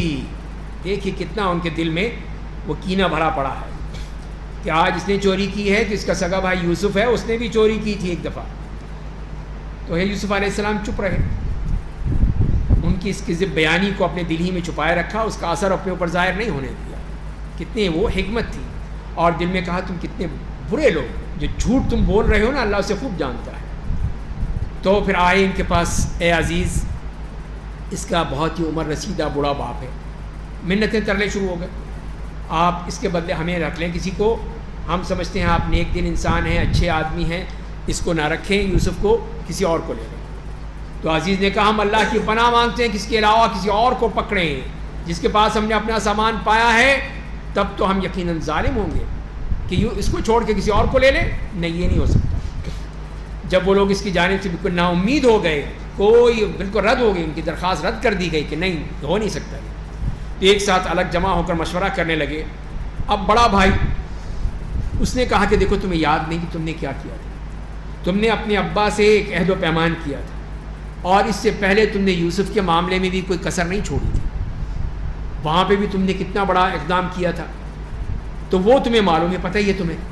تو اب یہ دو بڑے معاملے ہو گئے، اس لیے میں تو نہیں جاؤں گا، میں اب سامنا نہیں کر سکتا ابا کا۔ تو کہیں گے تو نے کیا کہ تو بڑا تھا سب سے، تجھے دیکھنا تھا۔ تو یہاں تک کہ میرے والد مجھے اجازت دے دے یا اللہ میرے حق میں کوئی فیصلہ کر دے، اور وہی سب سے بہتر فیصلہ کرنے والا ہے، جاؤ۔ باقی کو بھیج دیا پھر انہوں نے کہ تم لوگ اپنے باپ کے پاس واپس جاؤ اور کہو ابا جان آپ کے بیٹے نے چوری کی ہے۔ یہ دیکھیے ان کی خبث، یہ نہیں کہتے ہمارے بھائی نے کی ہے، آپ کے بیٹے نے کی ہے۔ یہ ہے نا کہ کسی کو کہنا ہاں یہ دیکھو تمہارا ہی ہے نا، تمہارے لگتا سکتا ہے وہ کرتا ہے، یہی کہہ رہے ہیں کہ یہ آپ کے بیٹے نے کی ہے۔ یہ بالکل نہیں کہہ رہے کہ ہمارا بھائی تھا وہ، ہم نے جو جانا ہے اس کی گواہی دی ہے، غیب کی باتیں ہمیں کچھ خبر نہیں۔ آپ کو یقین نہ ہے تو اس بستی والوں سے پوچھ لیجئے جہاں ہم گئے تھے، اس قافلے والوں سے بھی جن کے ساتھ ہم واپس آئے، یقین کیجئے ہم سچے ہیں، آپ جھوٹ نہیں بول رہے۔ لیکن ظاہر ہے کہ وہ تو جان چکے ہیں کہ جھوٹے ہیں، صاف کہہ دیا انہوں نے یعقوب علیہ السلام نے کہ بلکہ تمہارے ذہنوں نے ایک سازش گھڑ لی ہے، پھر کوئی تم نے سازش کی ہے تم نے، بس مجھے صبر سے کام لینا ہے، مجھے امید ہے کہ اللہ ان سب کو میرے پاس پہنچا دے گا، بے شک وہ بڑا جاننے والا بڑی حکمت والا ہے۔ اور ان کی طرف سے منہ پھیر لیا، کہا ہائے افسوس یوسف کی جدائی پر۔ ظاہر ہے یوسف کی جدائی برداشت نہیں ہو رہی، یوسف کا غم وہ ان کی دل میں ہے، تو بنیامین کی بات نہیں کر رہے، یوسف کی بات کر رہے ہیں، ہائے میرا یوسف۔ اور غم سے ان کی دونوں آنکھیں سفید ہو گئیں اور اپنا درد و غم اپنے دل میں چھپائے ہوئے تھے۔ تو انہوں نے کہا بھی لوگوں نے کہ اللہ کی قسم آپ یوسف کو اس طرح یاد کرتے رہیں گے یہاں تک کہ گھل کے مر جائیں گے، موت کے قریب ہو جائیں گے یا بالکل ہی مر جائیں گے، یہ آپ کیوں اتنا روتے ہیں؟ تو یعقوب علیہ السلام نے کہا کہ میں اپنا درد و غم، اپنا حزن و علم اللہ سے بیان کرتا ہوں، تمہیں نہیں کچھ کہتا، میں اپنے اللہ سے بات کرتا ہوں، اور اللہ کی طرف سے وہ کچھ جانتا ہوں جو تم لوگ نہیں جانتے، تمہیں نہیں پتا۔ لیکن انسان تھے، ایک غم تو تھا نا، دکھ تو تھا اپنے بیٹے کا۔ تو اے میرے بیٹو جاؤ یوسف اور اس کے بھائی کا پتہ لگاؤ، جاؤ دیکھو کہاں ہیں دونوں، اللہ کی رحمت سے نا امید نہ ہو، اللہ کی رحمت سے صرف کافر لوگ نا امید ہوتے ہیں۔ اب تیسری مرتبہ، دو تو ہو چکی، اب تیسری مرتبہ ہے۔ بس وہ لوگ تیسری بار عزیز کے پاس پہنچے تو کہا عزیز ہم اور ہمارے اہل و عیال بہت ہی تکلیف میں ہیں، سخت پریشانی میں ہیں، سخت دکھ میں ہیں، اور ہمارے پاس تو ہے بھی نہیں کچھ، پونجی بھی حقیر سی لائے ہیں، ہمارے پاس تو کچھ رہا بھی نہیں، آپ ہمیں پورا غلہ دے دیجئے, ہم پر صدقہ کر دیجئے. اب تو بھیک مانگنے پر آ گئے. بے شک اللہ صدقہ کرنے والوں کو جزائے خیر دیتا ہے. تو اب یوسف علیہ السلام سے بھی برداشت نہیں ہوا, انہوں نے بھی اپنا پول کھول دیا. یوسف نے کہا تم لوگوں نے نادانی میں یوسف اور اس کے بھائی کے ساتھ جو کچھ کیا تھا کیا وہ تمہیں یاد ہے؟ بتاؤ. تو اب یہ حیران, قالوا انک لانت یوسف, کیا آپ یوسف ہیں؟ واقعی آپ یوسف ہیں؟ انہوں نے کہا ہاں میں یوسف ہوں اور یہ میرا بھائی ہے, یہ ہے میرا بھائی. اللہ نے ہم پر احسان کیا ہے. بے شک جو شخص اللہ سے ڈرتا ہے اور صبر کرتا ہے یقیناً اللہ اچھے لوگوں کا اجر ضائع نہیں کرتا ہے. صبر کیا میں نے, برداشت کیا, اللہ نے مجھے یہ مقام دیا. تو اب ظاہر ہے انہوں نے کہنا ہی تھا. انہوں نے کہا اللہ کی قسم اللہ تعالیٰ نے آپ کو ہم پر فوقیت دی, اتنا اونچا مقام دیا, ہم بے شک لوگ گناہ گار تھے. تو یوسف علیہ السلام یہ ہے نبی کا مقام کہ کیا کہتے ہیں, جاؤ آج تم پر کوئی مواخذہ نہیں, سب کچھ بھول کر اللہ تمہیں معاف کر دے, سب سے بڑا رحم کرنے والا ہے. تو یہی دیکھیے کہ جیسے نبی کریم صلی اللہ علیہ وسلم نے بھی مکے میں جب ان کے سامنے سارے یہ بڑے بڑے قریش کے لیڈر کھڑے ہوئے تھے, کیا کہا تھا؟ لا تثریب علیکم اليوم, جاؤ چلے جاؤ معاف کر دیں. تو یہ ہوتا ہے دل, نبی کا دل جو انتقام نہیں لیتا, جس میں کوئی حسد کینہ کچھ نہیں ہے. کیا ان کے سامنے نہیں آئے ہوں گے یہ زخم؟ بھائیوں نے کیا کچھ میرے ساتھ کیا تھا, میرے چھوٹے بھائی کے ساتھ کیا, میرے باپ کے ساتھ جو کچھ کیا انہوں نے ان کو نہیں پتا تھا. لیکن دل بہت بڑا ہوتا ہے, صاف کہہ دیا جاؤ میں نے معاف کیا. اور پھر قمیص کا معاملہ پھر آ جاتا ہے. تو ایک قمیص وہ تھی جو یوسف علیہ السلام کے یعقوب علیہ السلام کے کو دکھائی گئی تھی خون آلود, اور ایک قمیص وہ تھی جس سے یوسف علیہ السلام کی برات میں اظہار ہوا تھا. اور اب پھر وہی قمیص حضرت یوسف علیہ السلام کہہ رہے ہیں جاؤ میری یہ قمیص لے جاؤ, باپ کو اسی سے تم نے دکھ دیا تھا نا, اس میں میری خوشبو ہے, جا کے میرے باپ کے منہ پہ ڈال دیں, ان کی آنکھوں کی بینائی لوٹ آئے گی. میری یہ قمیص لے جاؤ ابا کے چہرے پہ ڈال دینا, اس کی بینائی واپس آ جائے گی. تمام لوگ تم اپنے اہل و عیال کے ساتھ میرے پاس آ جاؤ, اب تم میرے پاس آ جاؤ. تو دیکھیے اللہ تعالیٰ نے کیسا اس کے بارے میں فرمایا کہ جب قافلہ مصر سے روانہ ہونے لگا تو ان کے باپ نے بچوں سے کہا, بچوں سے اپنے گھر والوں سے کہ اگر تمہیں میری عقل پہ تم یہ نہ کہو کہ سٹھیا گیا ہے بڈھا, تو میں تمہیں بتاؤں کہ مجھے یوسف کی خوشبو آ رہی ہے. یوسف آ رہا ہے, یہ ہے باپ کی خوشبو, باپ کی بیٹے کے لیے. تو ان کے گھر والوں نے کہا اللہ کی قسم آپ تو سٹھیا گئے ہیں, پرانی خام خیالی میں مبتلا ہیں, اب یوسف کہاں, وہ کب کا مرکب کیا. بس جب خوشخبری دینے والا آیا اور قمیص کو ان کے چہرے پر ڈالا تو فوراً ان کی بینائی واپس آ گئی. یعقوب نے بیٹوں سے کہا کیا تم لوگوں سے میں نے کہا نہیں تھا کہ مجھے اللہ کی طرف سے وہ کچھ معلوم ہے جو تم لوگ نہیں جانتے ہو؟ تو نے کہا ہے ابا جان آپ اللہ سے ہمارے گناہوں کی مغفرت کیجئے, دعا کر دیجئے, ہمیں معاف کر دیجئے, ہم یقیناً خطا کار تھے, ہم نے غلطی کی تھی. تو یعقوب نے کہا میں قریب تمہارے لیے اپنے رب سے مغفرت طلب کروں گا, بے شک وہ بڑا معاف کرنے والا نہایت مہربان ہے. تو سحر میں اٹھ کے تمہارے لیے میں دعا کروں گا, مغفرت کی دعا کروں گا, جب اللہ تعالیٰ دعائیں قبول کرتا ہے. اور پھر جب یوسف کے پاس پہنچے دونوں نے اپنے والدین کو اپنے قریب کیا, اپنے تخت پر بٹھایا اور کہا آپ لوگ شہر میں داخل ہوں, اللہ چاہے تو امن کے ساتھ رہیں گے. اور اپنے والدین کو شاہی تخت پر جگہ دی, وہاں انہیں بٹھایا اور سب نے انہیں سجدہ کیا. یوسف نے کہا ابا جان میرے خواب کی یہ تعبیر ہے, وہ میرا خواب جو میں نے 40 سال پہلے دیکھا تھا آج اس کی تعبیر ہے کہ ماں باپ دونوں تخت پر, اللہ نے سچ کر دکھایا. مجھ پر اللہ نے بڑا احسان کیا, مجھے جیل سے نکالا, آپ سب کو دیہات سے لا کر یہاں پہنچایا. اس کے بعد کہ شیطان نے میرے اور میرے بھائیوں کے درمیان اختلاف پیدا کر دیا تھا. بے شک میرا رب جو چاہتا ہے اس کی نہایت اچھی تعبیر کرتا ہے, بے شک وہ بڑا جاننے والا, بڑی حکمت والا ہے. تو یہ ہے اللہ کی طرف, فوراً ہر چیز اللہ کی طرف کر دی کہ اللہ نے, اور شیطان نے وہ کیا کہ مجھے اور میرے بھائیوں کے درمیان سب وہ اس نے کی. میرے رب تو نے مجھے بادشاہت عطا کی, خوابوں کی تعبیر کا علم دیا, اور اے آسمان و زمین کے پیدا کرنے والے, دنیا اور آخرت میں تو ہی میرا یار و مددگار ہے. تو اللہ کی طرف تو مجھے بحیثیت دنیا مسلمان دنیا سے اٹھا اور نیک لوگوں سے ملا دے.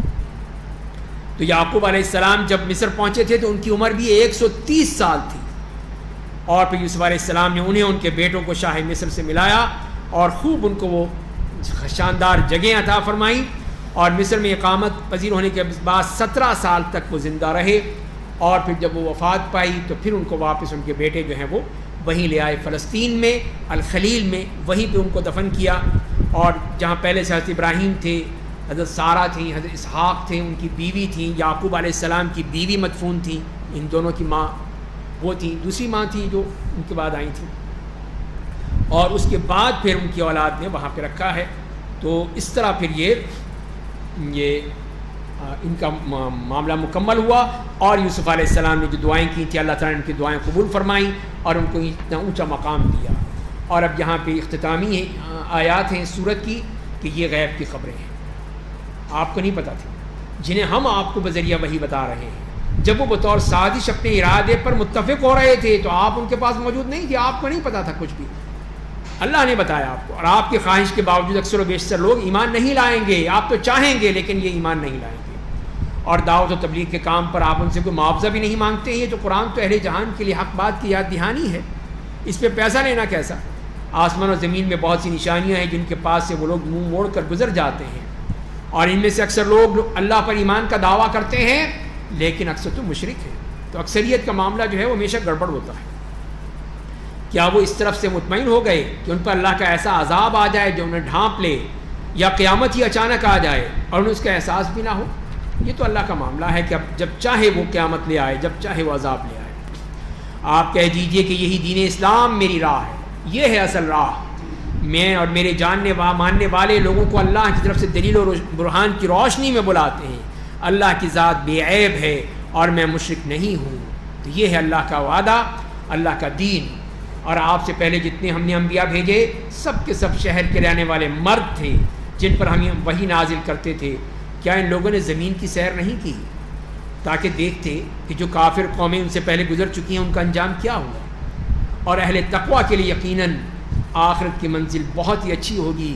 کیا تمہیں یہ بات سمجھ میں نہیں آتی کہ آخرت ہی اصل چیز ہے، یہ دنیا کے پیچھے کیوں پڑ رہے ہو؟ اور آخر میں فرمایا کہ یہاں تک کہ جب انبیاء پر نا امیدی چھانے لگی، انبیاء بھی نا امید ہونے لگے، اور ان کی قوم نے سمجھا کہ عذاب کا وعدہ جھوٹا تھا، کہ عذاب نہیں آئے گا، تو ہماری مدد آ گئی، پھر ہماری مدد ان کے پاس آ گئی، پھر ہم نے جسے چاہا نجات دی، اور مجرم قوموں سے ہمارا عذاب ٹالا نہیں جا سکتا ہے۔